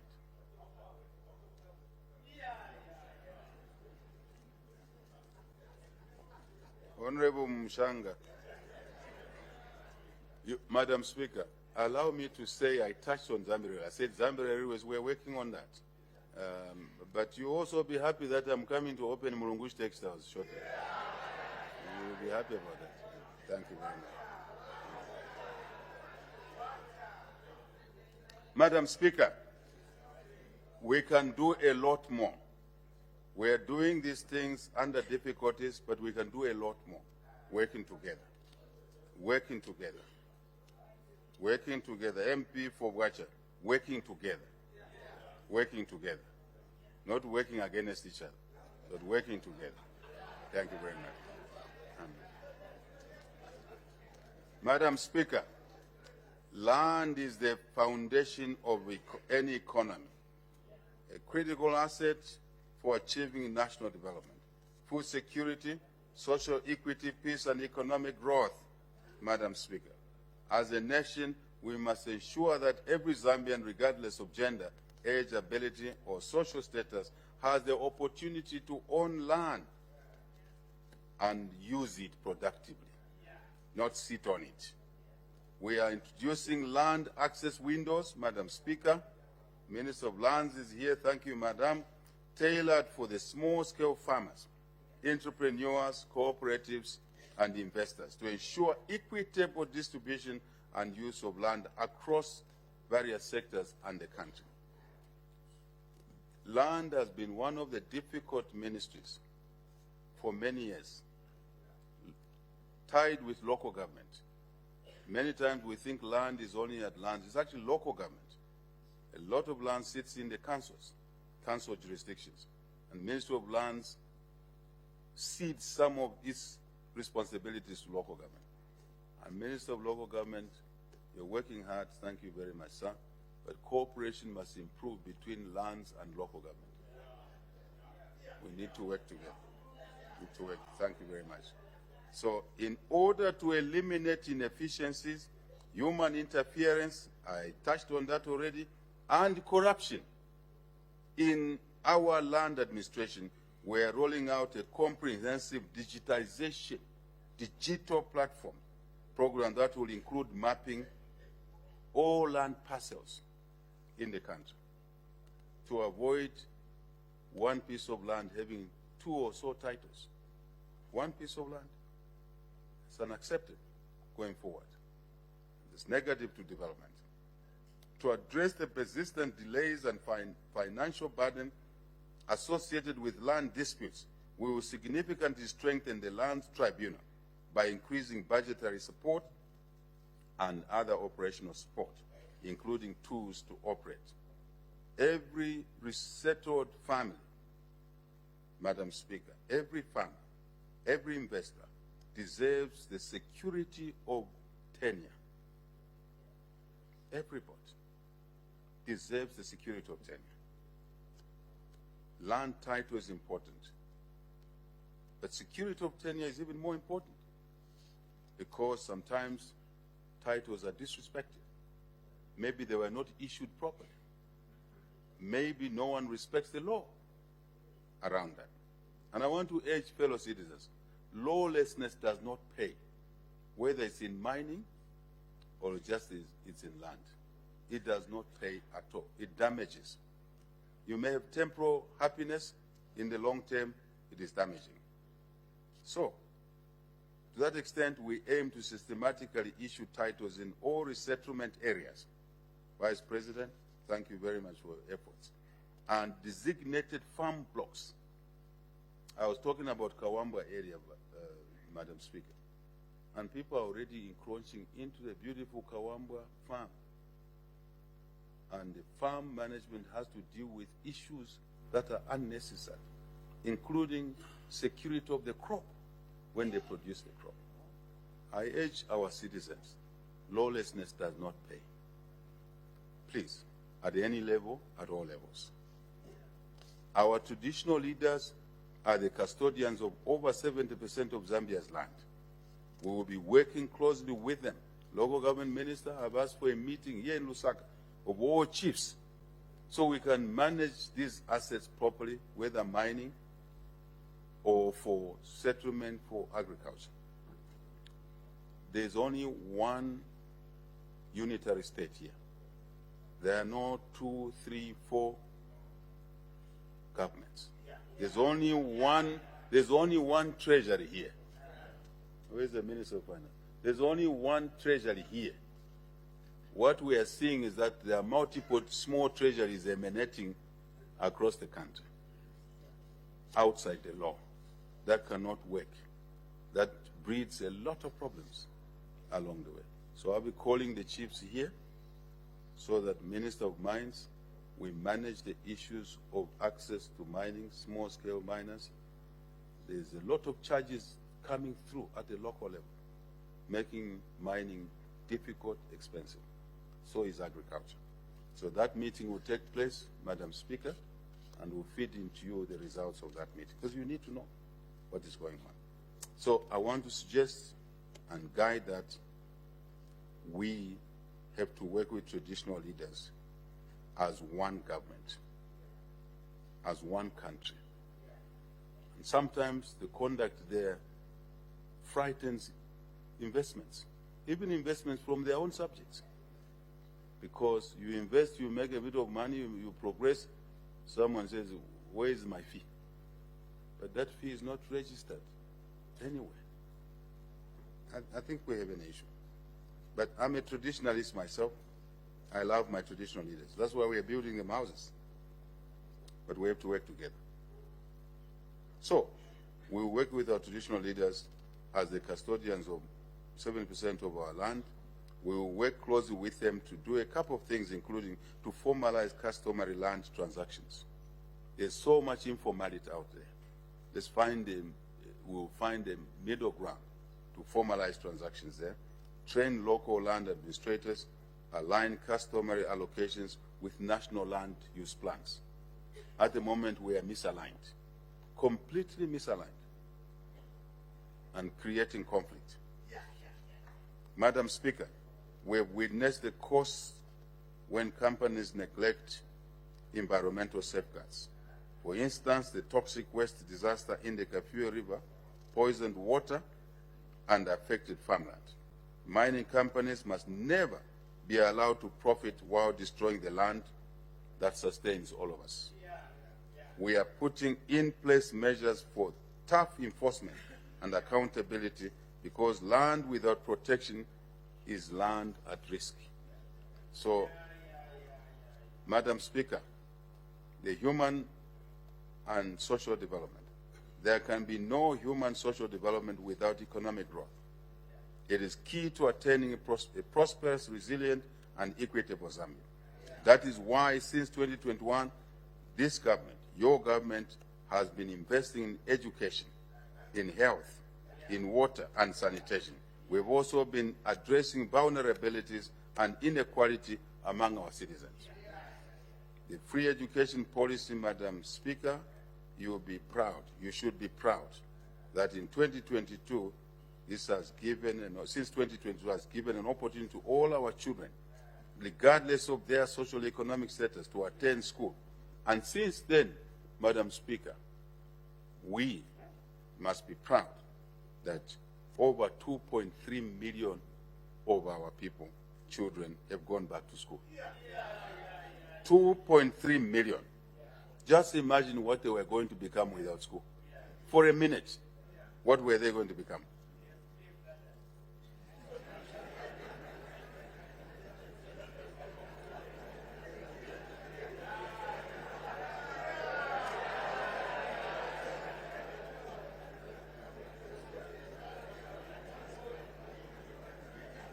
Madam Speaker, I beg to move. These learners, a number of them, Madam Speaker, have since returned to school. After returning to school, they've now moved on to progress towards tertiary education.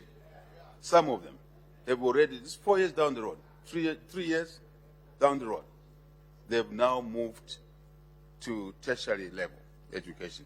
This government has followed them there by providing skills training. We didn't leave them at secondary school, we are following them there. We are also following them into universities with meal allowances, with more bursaries, with more student loans. Madam Speaker, this will continue. No decent government, Madam Speaker, must ever tamper with free education. Going forward, no one should be allowed to tamper with free education. Education is the best investment, equalizer, and inheritance.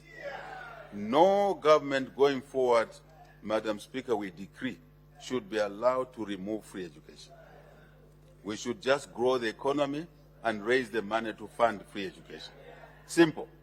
We should all be agreed here. Otherwise, some of you would have never been members of parliament if you didn't receive free education from KK. So why would you want others to get less than what you got? I hope it will be recorded in the Hansard that no government will remove free education. Madam Speaker, thank you very much. To enhance access to quality education, Madam Speaker, we are accelerating school infrastructure development. I've heard these comments, school infrastructure development. There's nothing wrong with more kids looking for classroom space because of free education. Our response is to build more schools. Our response is to buy more desks. Our response is to employ more teachers. Minister of Education, thank you very much. Thank you very much. I think those are the correct responses. And we've seen, Madam Speaker, since 2022, over 2,800 additional classroom blocks have been constructed using CDF. 2,800. I hear some people say, are we going to eat CDF? Yes, this is food. This is food. For our people, this is food. This is food. We educate our people, they will find their own food because they're educated. So that is the correct position. We eat CDF. CDF is a game changer, Madam Speaker. In addition, Madam Speaker, 38 early childhood education hub centers are under construction. 38. And will be completed by 2026. Further, 110 early childhood education hub centers and 112 satellite centers have already been constructed. At tertiary level, Madam Speaker, our government resumed the construction of hostels that had stored in 8 public universities for over 8 years, 9 years. These construction sites became habitats for thieves. But your government has revived construction of hostels in 8 public universities.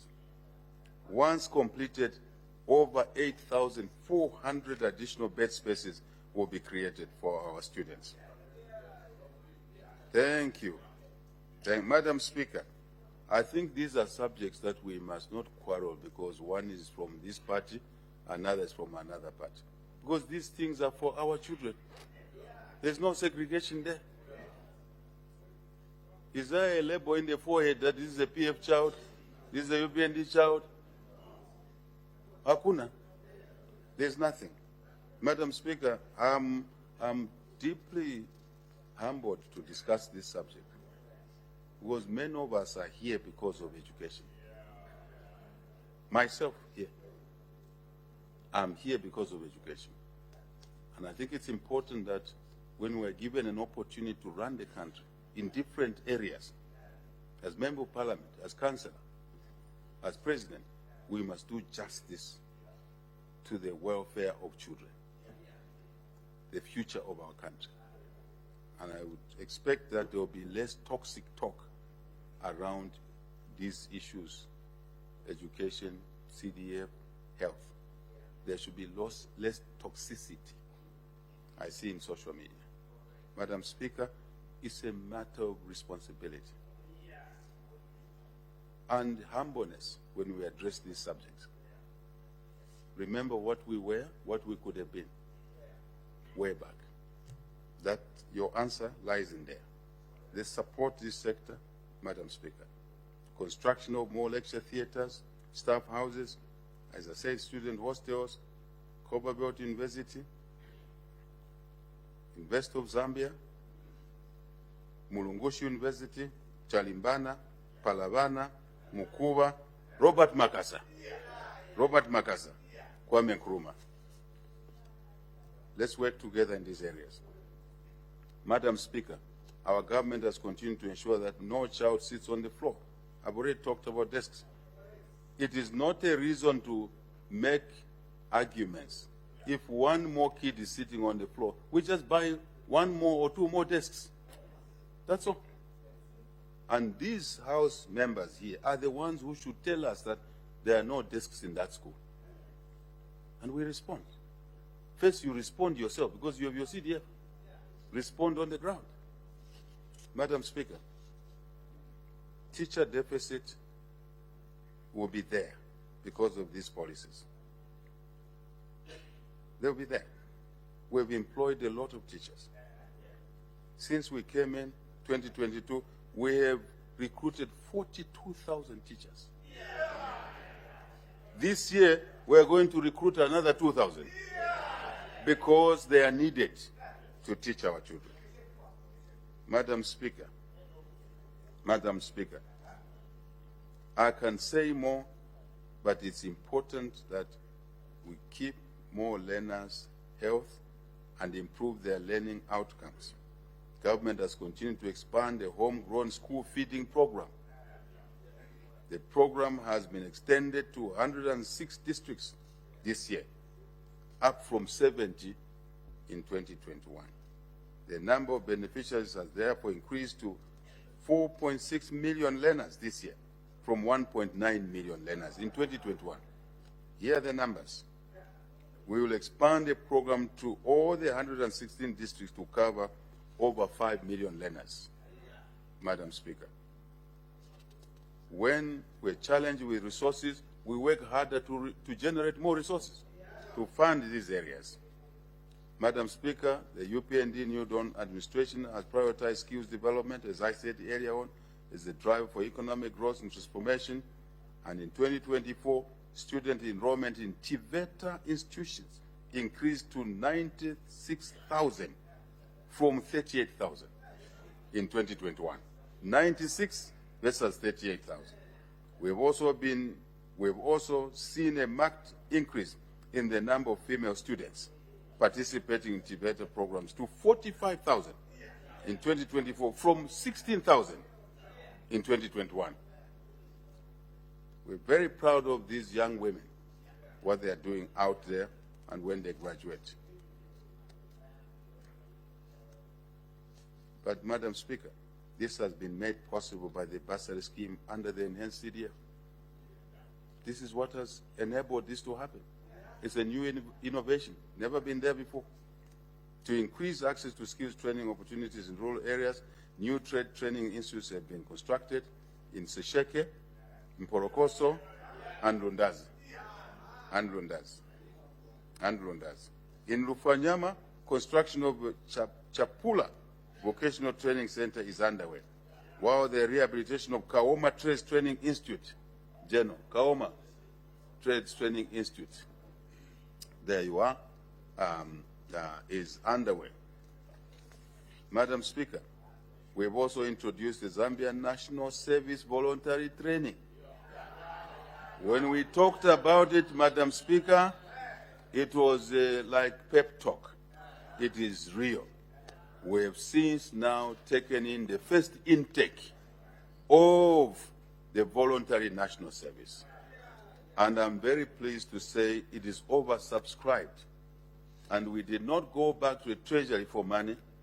We were ingenious and funded it within the envelope, including volunteer sponsors such as myself. Madam Speaker, I am sponsoring 200 students in undergoing national service from all the 156 constituencies.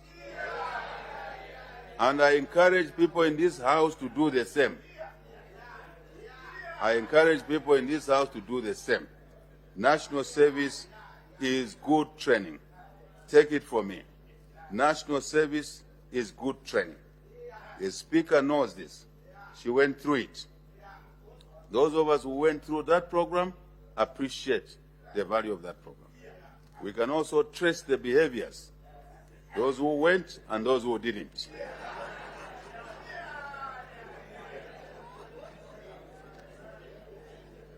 So we urge more of our youth to take advantage of vocational and skills training programs and become productive citizens.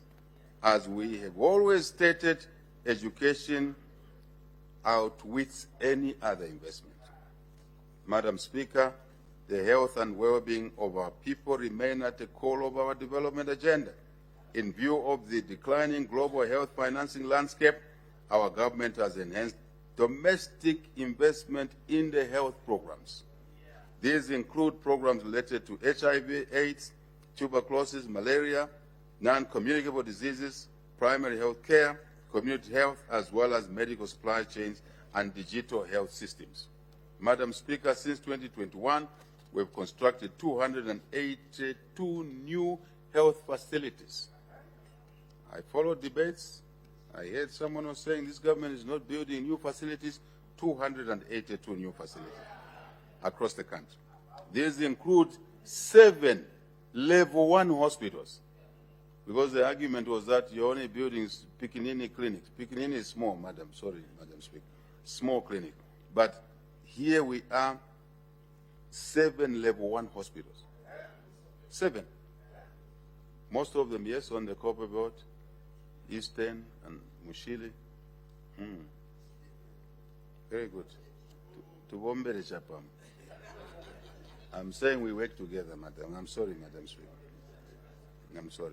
So, 7 level 1 hospitals, 101 mean hospitals, 101 mean hospitals, 33 health centers, and 131 health posts. Of these facilities, 164 were constructed using the CDF. Further, 206 maternity annexes. Madam Speaker, I want to thank these members of Parliament for heeding the call, all of them, for heeding the call to attach maternity wings to every health center. I want to thank you, Madam, and your House for heeding that, so mothers can deliver in safe environments, with running water, with electricity, solar, as it may be. Very important, Madam Speaker. And we should be proud members of this House that we are able to ease the situation our mothers face. Most of us had no opportunities like that, never born like that. But it's our reason to do better, so that those coming after us will find better facilities. Madam Speaker. Madam Speaker, we are employing health workers. You can't just build level 1 hospitals without workers. Since we came in, we have, Madam Speaker, 18,000 health workers have been recruited. 18,000. This year, we're recruiting another 2,000. Our investments in the health sector are bearing fruit. We have indeed continued to take health services closer to our people. As we said, Madam Speaker, government will continue to modernize and expand our health infrastructure. Our government will expedite the completion of the King Salman bin Abdulaziz Specialized Hospital for Women and Children in the Chawama area. We will also expedite the completion of the rehabilitation of the Cancer Disease Hospital in Lusaka and in Ndola. It is all moving very, very well. These facilities are expected to substantially reduce the financial, Madam Speaker, and the emotional burden of seeking specialized treatment outside the country. Sometimes our citizens don't make it. They die on the way. It's our duty to develop local capacity. Hence these investments, Madam Speaker. And this House must support these investments. We can't do it in every location, but if we have Lusaka, we have Ndola, at least we have 2 big centers where our citizens can go, instead of going to India, to South Africa all the time. I think this House, Madam Speaker, must pay particular attention to this issue.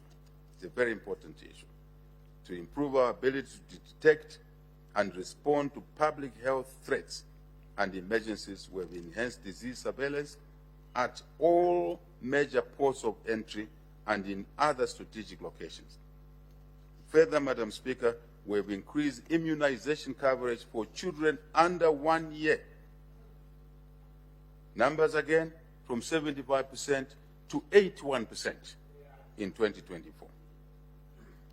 The local manufacture, Madam Speaker, I have good news here. The local manufacture of vaccines, such as cholera and other medicines, as well as medical accessories, are moving forward rapidly and will continue to receive high priority. You will see when the budget comes, we will continue to invest in health. Continue. Availability of essential medicines and medical supplies, Madam Speaker, is critical to the provision of quality health services. We are taking appropriate measures to improve the availability of medicines and supplies in all our health facilities, Madam Speaker. To this end, we are strengthening the management of the supply chain for medicines and medical supplies. We are reorganizing the Zambia Medicines and Medical Supplies Agency. Madam Speaker, ZAMSA, yes, ZAMSA, to enhance its efficiency, reliability, and responsiveness. Madam Speaker, we are strengthening enforcement of the laws to address systematic pilferage of drugs. Systematic, over many years. If you look at public sector colleagues that are in jail, a number of them are in the health sector for many years. This thing has to come to an end, Madam Speaker. Our efforts have more than doubled. The availability of medicines and medical supplies in our health facilities, Madam Speaker, have improved from 44% in 2021 to 85% currently. Numbers again. Madam Speaker, we warn all those involved in the theft of medicines, all of you, theft of medicines and medical supplies meant for our ordinary citizens. The long arm of the law will catch up with you. We are currently, Madam Speaker, I want to announce emphatically, we are currently using the results of the ZAMSA independent forensic audit, which we instigated, not anyone else. Don't listen to anyone telling you that they did that. We did it. Forensic audit, we will arrests have been effected, and more arrests will be effected. Prosecute this and ultimately jail them when they are found wanting. Madam Speaker, we are also going to do asset recoveries. If you store medicines, you build a house, we are coming for that house. We are coming for that house. We're coming for that house. Right? Yes. Coming for that house. Yeah. Coming for that house. We need to send a signal, Madam Speaker. We need to send a signal. Because what is the point someone stole $1 million equivalent of drugs? They are prosecuted. They are jailed for 3 years. After remission, 1.5 years they come out. And they find $900,000 intact. They will steal again. If they don't steal, they will encourage their relative who they employed in the system to steal. Because it's not frightening. We need to make it frightening to do that. So, Madam Speaker, I want to emphasize here that the audit brought out a lot of glaring issues, systemic problems, but also just sheer courage to take what is not yours. Just sheer courage. Unbelievable. Unbelievable. But this is what we instigated the audit for. and we're working on it. There is no issue, Madam Speaker. I want to say we must distinguish being arrested for theft and prosecuted and jailed from loss of democratic space. We must distinguish the two. I hear people saying, no, we are being targeted. There's no one targeted. If you didn't steal, the audit will find you innocent. So nobody's being targeted here. It's different. This is not the same as loss of democratic space and human rights. What about the rights of patients, Madam Speaker? When you steal drugs, what about the right of patients? I think this House must come to consensus on this matter. Yes, we must have consensus on this matter. Madam Speaker, I am hanging on this subject deliberately because I am an active individual. I scan what is being said, allegations being made. The fact that maybe your nephew was involved, your nephew was not targeted.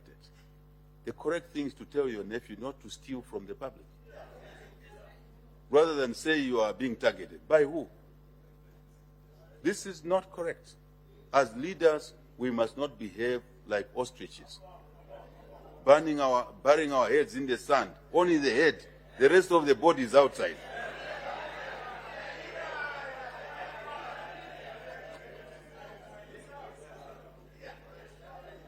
Madam Speaker, there are no sacred cows in fighting theft and corruption in this area and other sectors. I think we've now been proven true, correct.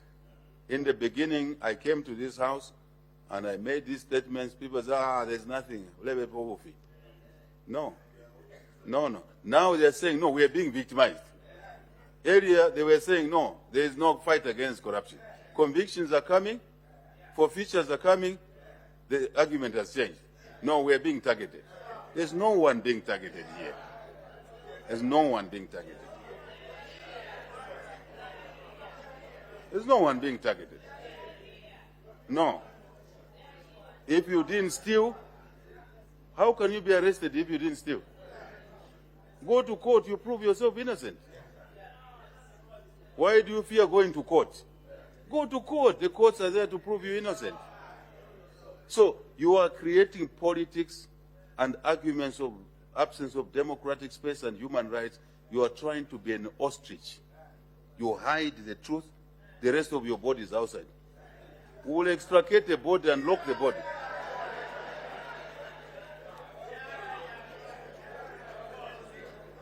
Madam Speaker, let me ask for the cooperation of this House. Let me ask for the cooperation of this House. We are leaders here. We must tell the truth. We must all act correctly. We must act correctly. If we don't act correctly, and when you are found wanting, you cry foul. You start alleging other things that don't exist. This should come to an end, Madam Speaker. People are stealing cannulas. The nurse wants to put a cannula on a patient. In the stores, it shows it's there. When you go in the store, it's not there. Yes, everything. Anything, everything. I want to encourage, Madam Speaker, I don't want the House to get too excited. Madam Speaker, I beg to move. I beg to move. Here is my advice to people in this House and this country. If you know there's a particular person who stole something, go to the police. Go to the police. Thank you. I think we've talked candidly today. And Madam Speaker, I was gunning for this, to talk about this openly, strongly, and emphatically. We must stand as one. On the fight against corruption, on theft, we must stand as one. There should be no isms there. No, because I don't belong to this church. Religion. No. Ethnicity. No. political party allegiance. No. The people we have arrested, some were employed by MMD, some were employed by PF, some were employed by UPND. They all go in. Let's agree on that. Madam Speaker,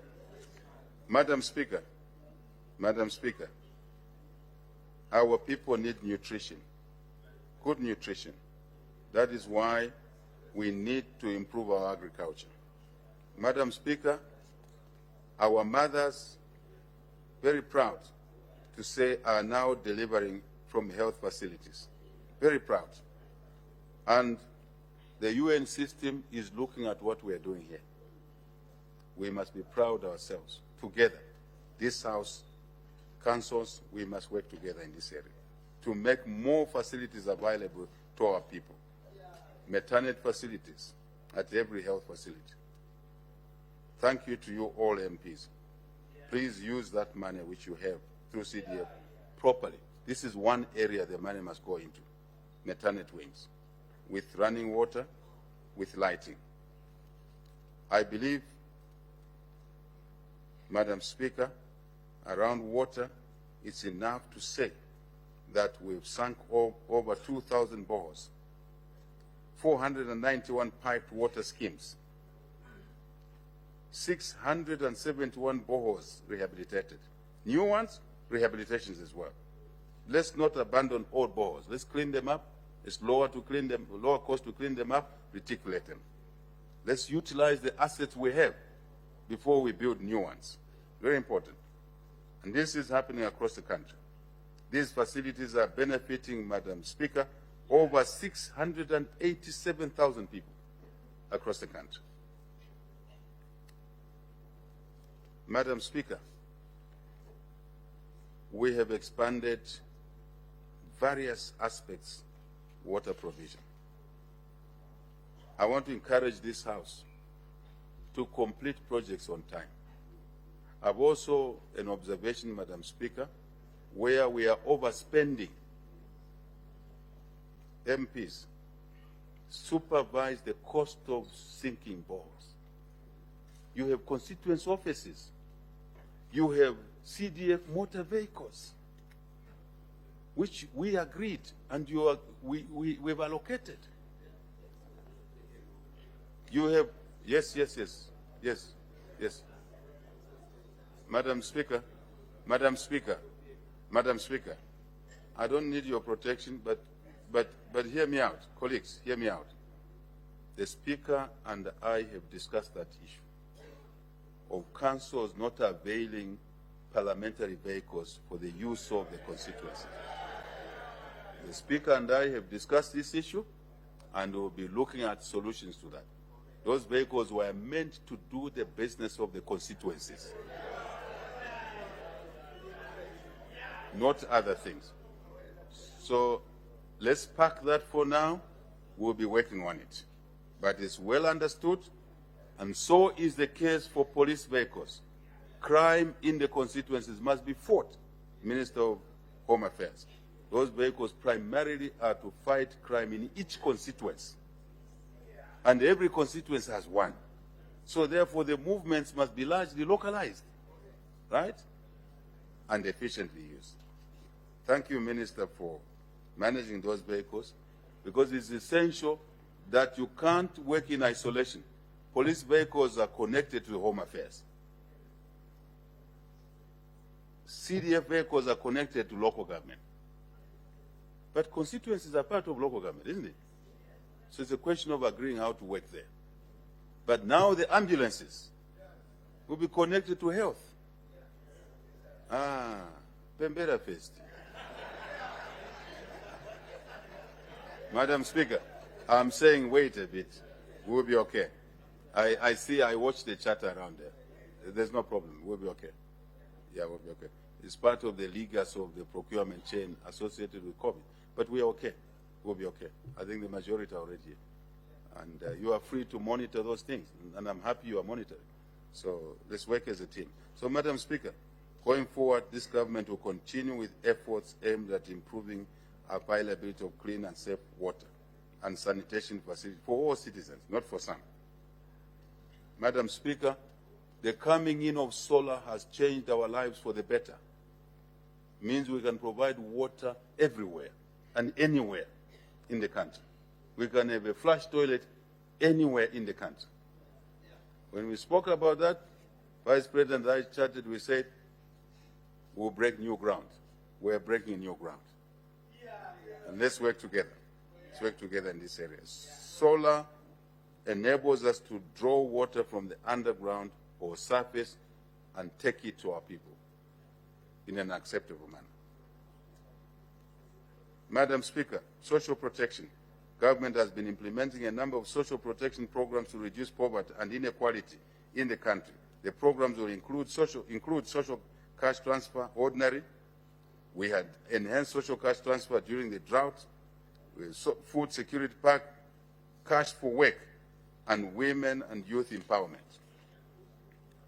Madam Speaker, since 2021, your government has increased the number of beneficiary households on the regular social cash transfer from 895,000 in 2021 to 1.3 million households to date.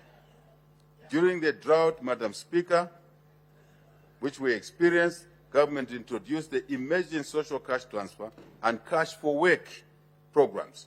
In addition, we increased the number of vulnerable but viable households benefiting under the food security pack. Further, Madam Speaker, we implemented the community sale of maize at food reserve agents' depots and the sale of affordable meal to our communities across the country. Madam Speaker, I would like this House to take note that when there's a disaster like we had the drought, we must not connect the commercial issues that obtain in an ordinary year. I'm reading a lot of people making stories, creating mountains out of nothing. Any government faced with a disaster, it has to find money to save its own people. This government is not different. Why should we have not responded and allowed our people to die? We declared that no one would die out of hunger, and nobody died. We had to put interventions. That is not ordinary financial management. It is a disaster. I follow countries, when they have floods, governments move in. When they have droughts, government move in. When there are diseases like COVID, governments move in. The COVID vaccine was not paid for commercially. So why should we be talking about Tanzania maize? Why? We needed the maize to feed our people. It's for my sins of the past. Business, commercial issues are different from saving people in a disaster. I would like this debate to come to really some sensible end. That's why FRI is buying more maize this year, to make sure that we don't know how the weather will be. Some maize may be destroyed. It rained in northern province yesterday, and Katete, eastern province. These are disasters. When did you ever have rains in September? It's not normal. Yeah, it comes early in northern. So, colleagues, Madam Speaker, we need to distinguish between disasters and ordinary course of business. And I see people are clubbing these issues and making confused statements and even enjoying the lead statements from people who don't understand what is happening. Let them argue because they're ignorant. We together are sharing information here.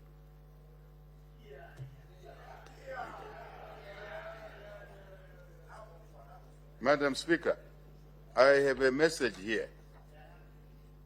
Cash for work will continue. Cash for work will continue. I have said it. Cash for work will continue. Because we have kids who are not in secondary school, free education, and primary. We have kids who are not in skills training. We have kids who are not in university and are receiving bursaries. They need to be given an opportunity to do gainful work rather than begging. We think it's better to teach people the culture of work in exchange for money rather than begging. I think it's, in the long run, it's good for us as a country. So cash for work is here to stay. Management improvements will continue, but it's here to stay for now. Not Antamen. Go and work first. Go and work first. Yeah.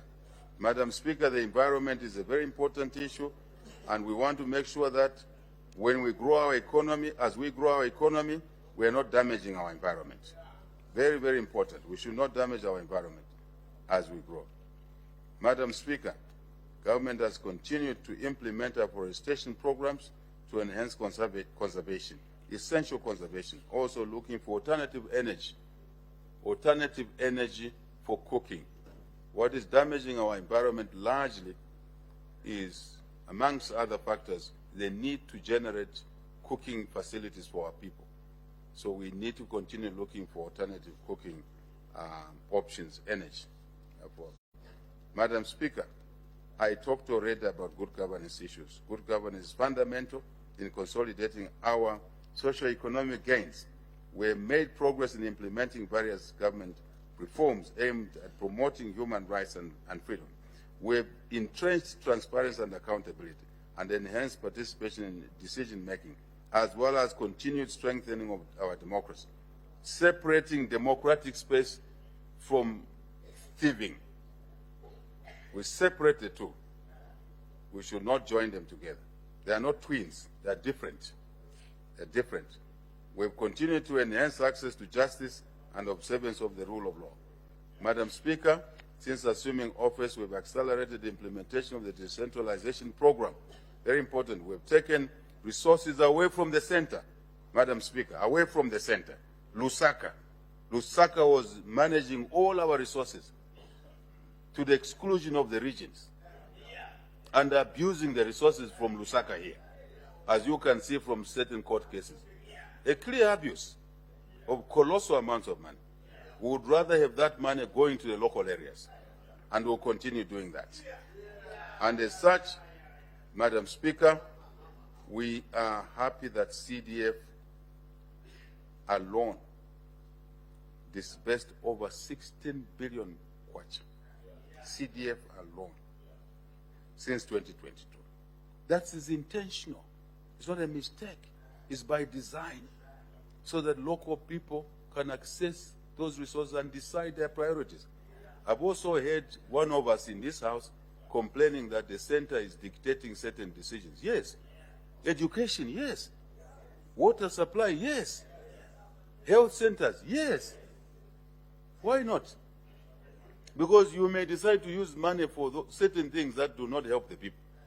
So certain guidelines are essential, madam. Maternity, yes. Right? Yes. And I'm hoping, Madam Speaker, that we don't develop small thieves in the local areas. We're big thieves in Lusaka. So now small thieves, we must deal with them early on. We must deal with them early on, colleagues. This is not a joke. It's not a joke. The idea was to take away money from misuse in Lusaka to the local areas. Your areas, you MPs. And that's why we are pushing on you to go back to the chambers, so that you can lead the decisions on the use of those resources. So I don't see what's wrong with that, Madam Speaker, because you are here representing your constituencies to allocate money. But when it's sent there to be utilized, you are not there. Is that not a distortion? It is a distortion. So we expect your support. This is not a partisan issue. It is a national development issue, colleagues. It's not a partisan issue. So reflect, those who don't want to support Bill 7, reflect. Madam Speaker, we've established an online citizen support portal services. I want to encourage citizens to raise issues, not in the streets, not on Facebook, but to raise issues through the channels that are established, so that we can uptake those issues and deal with them. And MPs, councillors, mayors, chairpersons must help in this process to sift through citizens' concerns, which must come to this House and to the government. By the way, this House, judiciary, executive, we are one. We are one, part of one government. Sometimes I see the behavior like we are different. No, we are one. Just one. Just separate functions, but one. Madam Speaker, I want to confirm that we are honoring our commitment to upholding the rule of law and constitutionalism. I want to repeat, maybe for the last time today, arresting and prosecuting lawbreakers is not equivalent to loss of democratic space and human rights. The two are not the same. You stay away from crime. Nobody will touch you. Madam Speaker, me, I was accused of many things in opposition. And I challenged people to go to court. When they didn't take me to court, I went to court myself. I went to court myself. That this one is alleging I stole this. And I won court cases. No one should be afraid. No one should be afraid. I was accused of having stolen a Lima Bank house. Every year, noise. So I said, go to police and report. They didn't report. I went to report, Madam Speaker, and I won the case. The house never belonged to Lima Bank. Never, ever. Never. I bought it on open tender. No one should be afraid of protecting yourselves within the law. So let's stop spoiling young people. We're spoiling young people. Let's not continue in that direction. Madam Speaker, I can tell you that we've restored professionalism in our law enforcement to some extent, and we'll continue to work on those areas that are still lacking. Madam Speaker, I want to thank the Zambian citizens for embracing this change and upholding tenets of good citizenship. I want to thank the citizens. This is the peaceful atmosphere we expect from all of us, including us in this House. As we enter the election season, Madam Speaker, next year, we will not tolerate any lawlessness of whatever form, before, during, and after elections. We have enhanced the capacity of the judiciary, National Prosecution Authority, and Public Protector. Currently, the High Court is present in all the 10 provinces. Let's use the court systems instead of settling scores outside the court. But if you negotiate, even better. You negotiate, even better. So we don't congest the courts. In addition, Madam Speaker, government is now conducting mobile court sessions in correctional facilities. In correctional facilities to accelerate dispensation of justice and reduce case loads. However, we acknowledge that more work needs to be done. Madam Speaker, I'm the first one. We are the first one to acknowledge that more work needs to be done in every sphere, because so many years we were not addressing things in this country. And we want to thank the leaders before us for their efforts. We continue on a building block basis to further improve our country. Madam Speaker, our stance on zero tolerance to corruption and economic crimes has remained firm. Now, people have seen what we were doing quietly. They have now seen it. And I think we hope it will be a deterrent to others, including those of us in office today. We hope it will be a deterrent to us to do what is correct with public resources. Very important. We've expedited the disposal of cases on corruption and the economic crimes through the establishment of the Economic and Financial Crimes Court. We've increased funding and enhanced capacity of our law enforcement agencies and oversight bodies. Madam Speaker, our successes are affirmed by our country's improved corruption perception index. The score that we achieved in 2021 was 33. Now, 2024 is 39. That is a 6-point movement for the better. We didn't assess this. It's an international assessment. Further, our global ranking has improved to 92. This way, the measure is different. 92 from 117. we have upgraded out of 180 countries during the same period. So, again, facts are there. And we shouldn't say things based on other things. Facts are there. This has reversed the years of decline and stagnation experienced during the period preceding August 2021. Madam Speaker, your government will continue to build a culture of integrity. It's a tough road, but we'll continue building this culture. We need a society that rewards ethical conduct, not other things. No. Society must reward good conduct, not bad conduct. A society that values hard work, Madam Speaker, hard work. A society that frowns upon corruption, not dancing for it. No, that's wrong, absolutely wrong. Therefore, our commitment to the fighting the past, present, and future corruption remains unshaken. What is not yours is not yours. What is for the public is for the public. What belongs to the citizens is for the citizens of Zambia. We will never allow a few individuals to benefit from and abuse public assets at the expense of the majority. And then you call yourselves businessmen. I cannot. No. The two are different. You want to be called a businessman or businesswoman, do genuine business. Go and irrigate 200 hectares. We'll support you. And you make money. 2 center pivot's 50 hectares, 100 hectares, you irrigate, you make real money. 2 crops a year, you make real money. You don't have to steal from the poor in order to make money. Madam Speaker, we need to distinguish genuine business from corruption. I think that is the work we need to do. Currently, we pull these two together. No. We shouldn't do that. We should not do that. We will never allow individuals to benefit from by abusing the majority. No. In our effort, Madam Speaker, in our effort to respect and protect human rights, government has continued to decentralize legal offices across the country, districts, for example.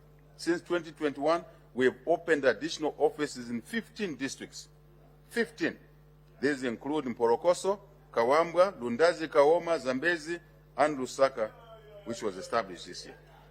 Madam Speaker, we are providing mobile legal aid services in Luangwa, Chongwe, Siavonga, Chirundu, Sesheke, Kalabo, and Kabompo. This is in addition to legal services units and paralegal desks at police stations, correctional facilities, and courts. These improvements, Madam Speaker, in the provision of legal aid services are yielding positive results. As of June this year, over 55,000 people countrywide received legal aid assistance from the Legal Aid Board. That's a big number. This is in keeping with the principle of access to justice and human rights for all across the provinces of our country. Madam Speaker, the House may recall that Access to Information Act was signed into law on the 15th of December, 2023. We are therefore pleased to announce to the nation that the Access to Information regulations have since been issued to facilitate full implementation of the Access to Information law. The procedures are in place now. Let's use them. Let's utilize this facility. This legislation marks a significant step towards enhancing transparency and accountability in government operations. This legislation will enhance public participation, promote good governance, and combat corruption. Madam Speaker, credible elections constitute a critical hallmark of a functioning democracy. As a country, we pride ourselves in having peaceful and credible elections with a peaceful transition from one administration to another. In preparation for the general election in August next year, the Electoral Commission of Zambia will conduct a country-wide voter education and mass registration of voters. We urge eligible citizens to register as voters and exercise their democratic right to vote. Madam Speaker, since 2021, our foreign policy has been anchored on two pillars: economic diplomacy on one hand, peace, security, and stability on the other. We are consolidating our position as a competitive economic regional hub. We are deepening strategic partnerships and cooperation. I'm sure you are seeing that. We are expanding trade, attracting investments, boosting tourism, and food security for the nation and the region. Madam Speaker, food security for ourselves and for the region. If the region is hungry, they'll walk into our country, isn't it? Smuggling increases. So your government's approach is to trade with neighboring countries formally. We produce here more, we then trade with them formally, rather than through cross-border activities that are illegal. I think it's important. So on this score, Madam Speaker, we are working with countries around us who are now wanting to buy food from us in a proper manner. As we speak, I think there's a delegation from two countries working on agreeing transactions with us. So then we can produce more and grow our economy. We want to see more MPs irrigating in your constituency so that your voters can learn from you. Produce more. I repeat, Madam Speaker, it's very important that leaders must lead by example. Madam Speaker, our country continues to play its role in the region in terms of peace building. On the continent, Madam Speaker, your president has now been asked to sit on a small committee in the AU to be part of the AU reforms. And our inputs there will be to focus Africa from just politicking, but to economic development. Too much politicking, let's do too much business, too much investment, too much. Yes. So, Madam Speaker, we'll ask for the collective wisdom of all of the people in this House to take views that represent you and the country. Not our views, but your views. But you can count on us. We'll be very strong there. We are already strong. We'll be very strong there, so that Africa can exonerate itself from abuse, too much abuse. But most of it is our own making, because we are not acting correctly. We're not acting correctly, you know. So, Madam Speaker, you in particular, I will ask for your help, Madam. Thank you. That I know your help means is coming from these MPs as you work with them. Madam Speaker, we must keep our country secure. Instability should have no place in this country. Whatever issue a citizen has, a political party has, come to the dialogue table. Don't instigate conflict and destabilize the country, because that will take away our agenda of economic and social development. Let's not do that. That's a no-go area, whether through illegal mining or through political conduct. No more thuggery in the bus stops. No more thuggery in the markets. No more thuggery in the streets. So we can move our economy to a 24-hour economy. Without crime being down, you cannot have a 24-hour economy. Minister of Home Affairs, we've chatted a lot on this matter. We need people to move freely in our country. Madam Speaker, I wish to move towards conclusion. In our inaugural address to this August House on 10th September 2021, we laid out an ambitious agenda centered on macroeconomic stabilization and reforms for growth, robust human and social development, environmental sustainability, and strong commitment to good governance. Madam Speaker, we committed to restoring fiscal discipline and addressing our country's debt burden. This was critical for broader economic recovery and growth, Madam Speaker. Madam Speaker, this administration, the People's Administration, the UPND New Dawn administration, has scored in a lot of areas, on many fronts, for the 20 million Zambians. Today, we have highlighted substantial progress, Madam Speaker, which has been recorded in our 4 years in government. Substantial progress. This is what government should do when they're elected into office. Nothing else. Not taking from the people, but giving through development. Madam Speaker, I beg to make this point clear. Governments, governments are elected to work for the people, not for themselves. We work for the people, our own interests will be taken care of, not the other way around. This culture must change, Madam Speaker. The economy, Madam Speaker, has been resuscitated and is back on a positive growth trajectory. I gave the figures earlier. Significant strides in debt restructuring have been registered. International financial credibility has been restored, Madam Speaker. I can confidently say that. An unprecedented bumper harvest has been recorded. Increased foreign direct investments have been realized in various sectors of our economy.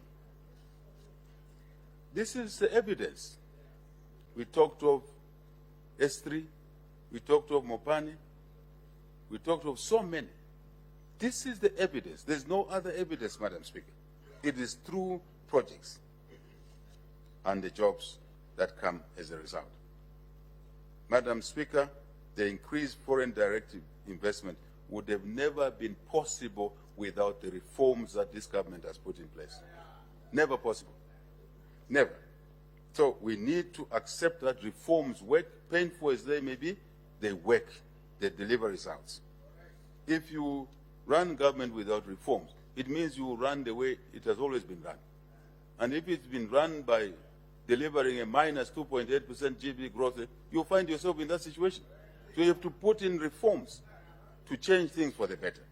This is it.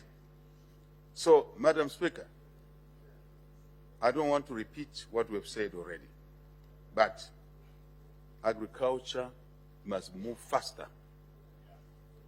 We have to work together on that.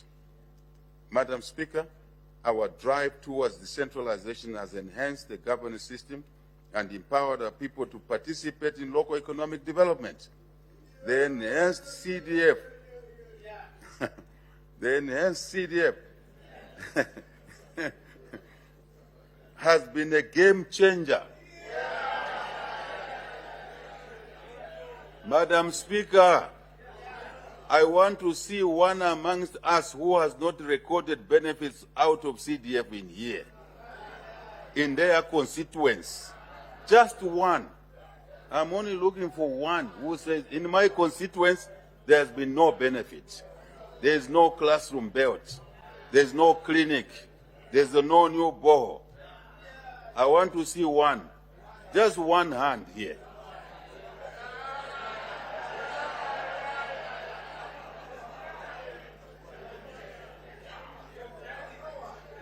Honorable Kafwaya, you have seen.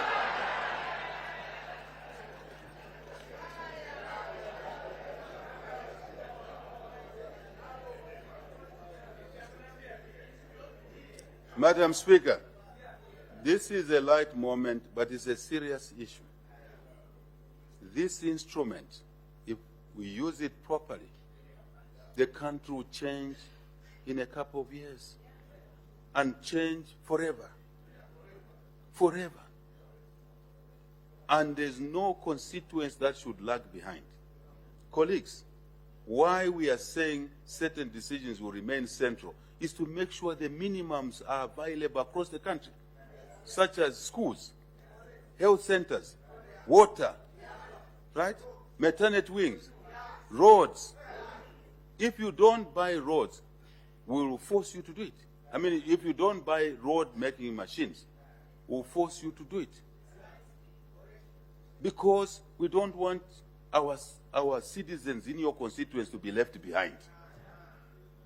No, it's not about UPND or PF or Tonse. It's about the people, Madam Speaker. This thing is about the people. It's not about a political party.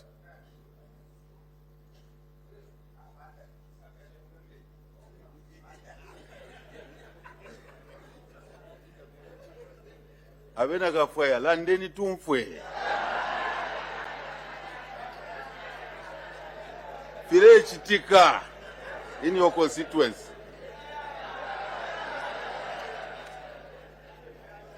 Madam Speaker, can you allow me to misbehave? We shout here for Honorable Kafwaya.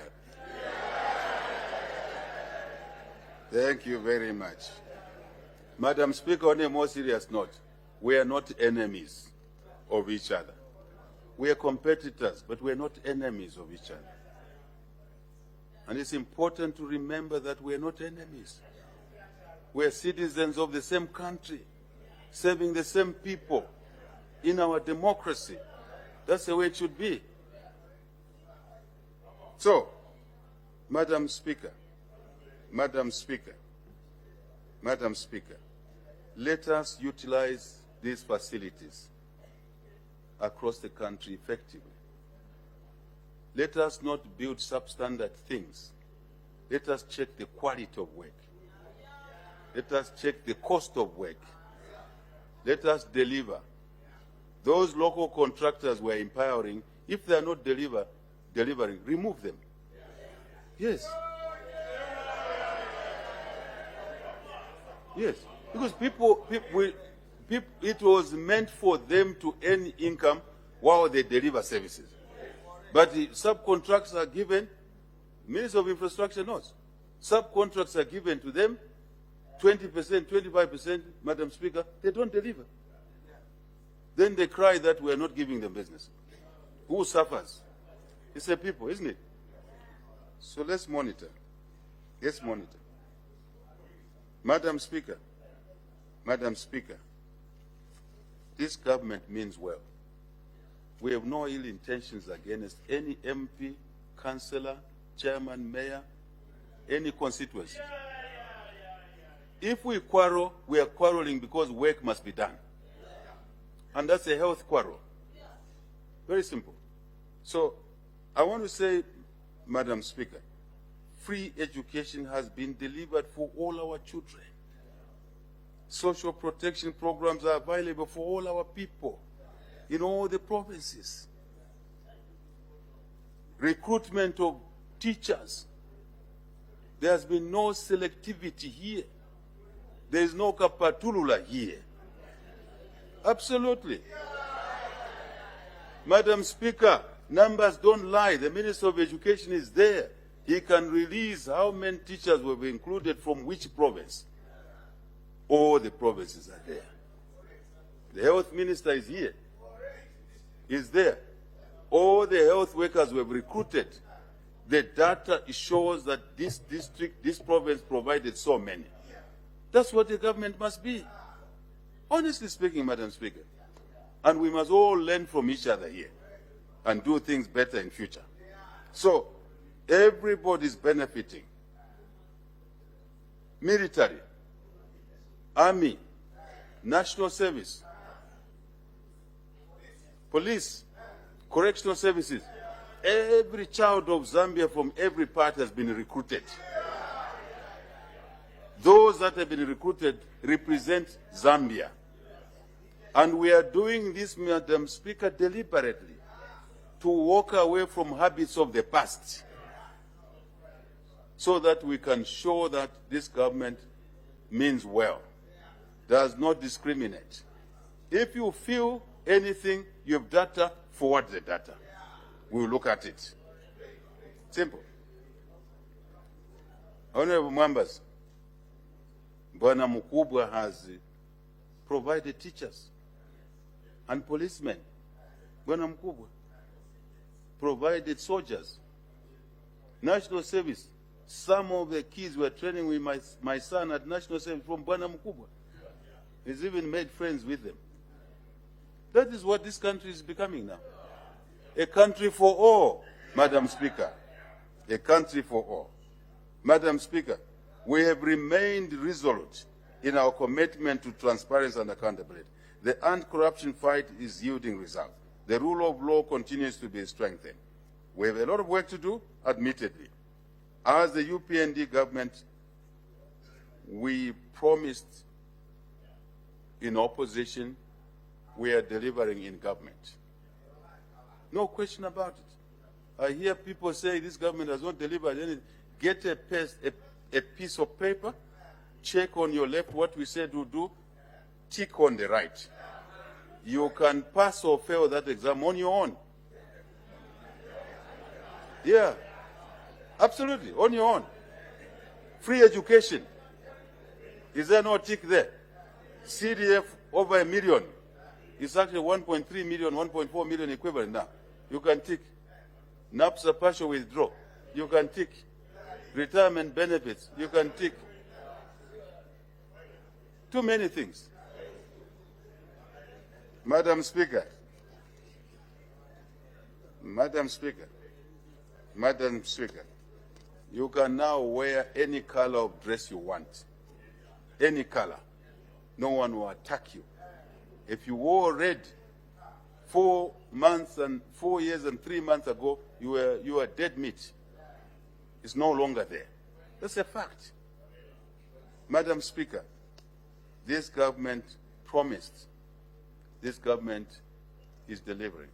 This government knows that it still has to work hard in energy.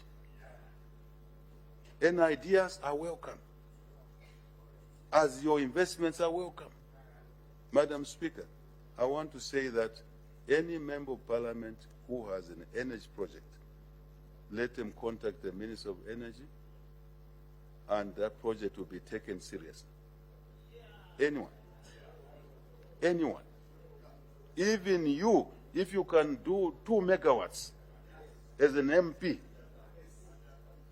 Honorable Mabumba, if you can do 0.5 megawatt, we will support you. We'll support you in your constituents or anywhere else. 2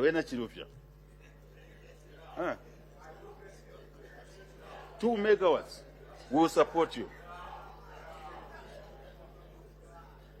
Honorable China, if you can do 100 megawatts, we'll support you.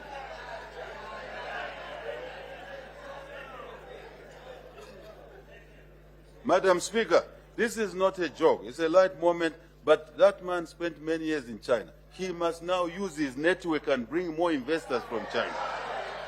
Yeah? And we'll support him. Very strongly, we'll support you, sir. That is what we need for the country. Madam Speaker, our pursuit of a better, prosperous, resilient, and equitable Zambia demands from us, patriotism, peace, and national unity. Let every Zambian, young and old, regardless of gender or creed, reaffirm unwavering commitment to the sacred principles of patriotism, peace, and national unity. All of us. As we conduct ourselves, let's remember we have a responsibility to the unity of our country and development. With integrity, Madam Speaker, determination, and hard work, a better Zambia is guaranteed. A Zambia that is prosperous and equitable for all. A Zambia abounding in opportunity, fairness, inclusivity, and resilience in our shared future and destiny. Madam Speaker, we have what it takes to transform and continue growing the economy. Sometimes we are unaware of our capabilities, but we have the capabilities collectively, together, including our business community out there. We have the integrity, we have the capacity, which we need to continuously transform into actions. We have the talent, collectively, and the competence. I can assure you, from citizens working in international organizations, Zambian citizens, They are doing very well. And they are respected out there. And more have been employed since we formed government. And we are supporting them. We know the capabilities of Zambians through those who represent us. All of you seated here are talented. You just need to find your talent. You are talented. Utilize it. To utilize it, you have to work hard. We have the capacity. We have, Madam Speaker, the trust of the people. We seated in here can graciously say to the people of Zambia, thank you for trusting us. Because you were all trusted by the people here. That's why you are seated here. Let us not abuse that trust. Let us utilize it in order to generate value. That trust is rare. The patience Zambians gave us during the drought, no one went into the streets. They allowed us to work out mechanisms. You, Parliament, legislated. That's the trust people gave us. Madam Speaker, the Zambian people expect a lot more from us. There's no question about that. Let us work hard together for the good of all our fellow citizens without leaving anyone behind. The country and our people are safe in our collective hands. The problems we face, we shall overcome over time. Rome was not built in a day. We shall overcome.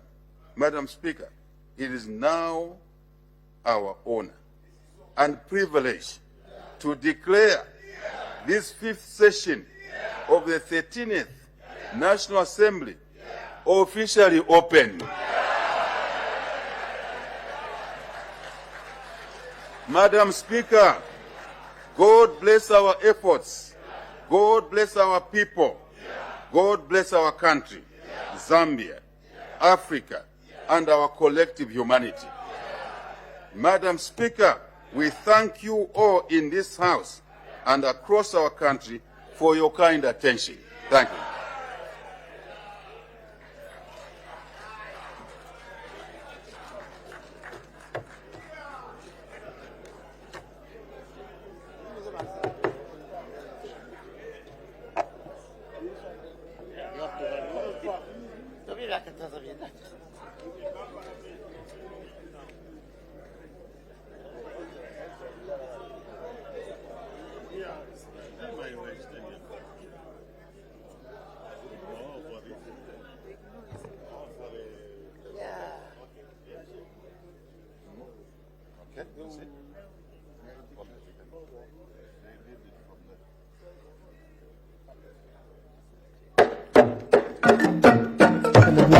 That marks the end of the address by the Republican President, Mr. Hakainde Hichilema, and this address was premised under the theme consolidating economic and social gains towards a prosperous, resilient and equitable Zambia. Yes, and at the beginning, that we saw the president actually, just when he was about to begin his speech, he did make mention to honor the late 6th President of the Republic of Zambia, His Excellency Mr. Edgar Chagwa Lungu, who died in Pretoria, South Africa on 5th June 2025. And in this, he did mention that he did actually stand in solidarity with the family and the country, and was offering them deepest prayers and heartfelt condolences, and also recognition of the service that he had rendered to the country, and he will forever remain part of Zambia's history. And of course the House did stand for a moment of silence in honor of the late 6th President. Right, so that's the President greeting members on the left, on the right, and now he's going over to greet members of Parliament on the left side, and is having a conversation with Honorable Mumba, that's the deputy to the opposition leader, that's Mr. Chawinga, and he goes on to pass his greetings to members of parliament on the opposition side. And business is still on, so I would urge you to stay tuned and see exactly what's going to happen after this particular phase, comes to an end. And thereafter, we'll have the recap of what has been, delivered by the president. And we'll have reactions from members of parliament and some invited guests. And so that's the president still greeting members of the opposition. Yes, we have seen that he has interacted with both the ruling and opposition after the end of the speech. He makes an effort actually to go and mingle with the people on the left as well, and also on the right. So business of the House will continue soon after the president has left the House, and there will be an indication when business commences next week on Tuesday, and the business that is likely to be discussed, of course, which will include the presidential speech. Absolutely. So we do expect members of parliament, that's those that will actually indicate to speak, to actually react to the presidential address. The president has just officially opened the 5th session of the 13th National Assembly here at Parliament, buildings. And we do expect some members of parliament starting next week for the next 2 weeks to debate the presidential address. So do stay tuned right here as we bring those, pictures live on your screen. The president having a conversation with Ms. Melisiana, Piri there, and other, cabinet ministers. And so as he walks out, he's going to be accompanied by the Speaker of the National Assembly, the Right Honourable Madam Nelly Muti, State Council, and the first Deputy Speaker, Ms. Malungo Chisangano, is going to take the seat as we wait for the rest of the proceedings right here on Parliament Television. Yes, the president is still mingling with members of parliament, and as soon as that is done, business of the House will continue. We'll see the Honourable Madam Speaker escort the president up to the entrance of Parliament, and she will go back in the House for business to continue. So the new Member of Parliament, Fumfue, getting a hug there from the president. We did see him taking oath earlier, just before business, started in the morning. That's the new Mfue Member of Parliament, Mr. Malama Mufunelo. And so the president there exiting the chamber, accompanied by the Speaker of the National Assembly. And just about now, we'll get back to business, and we'll be back in a few minutes. Do stay tuned right here as we continue to bring Parliament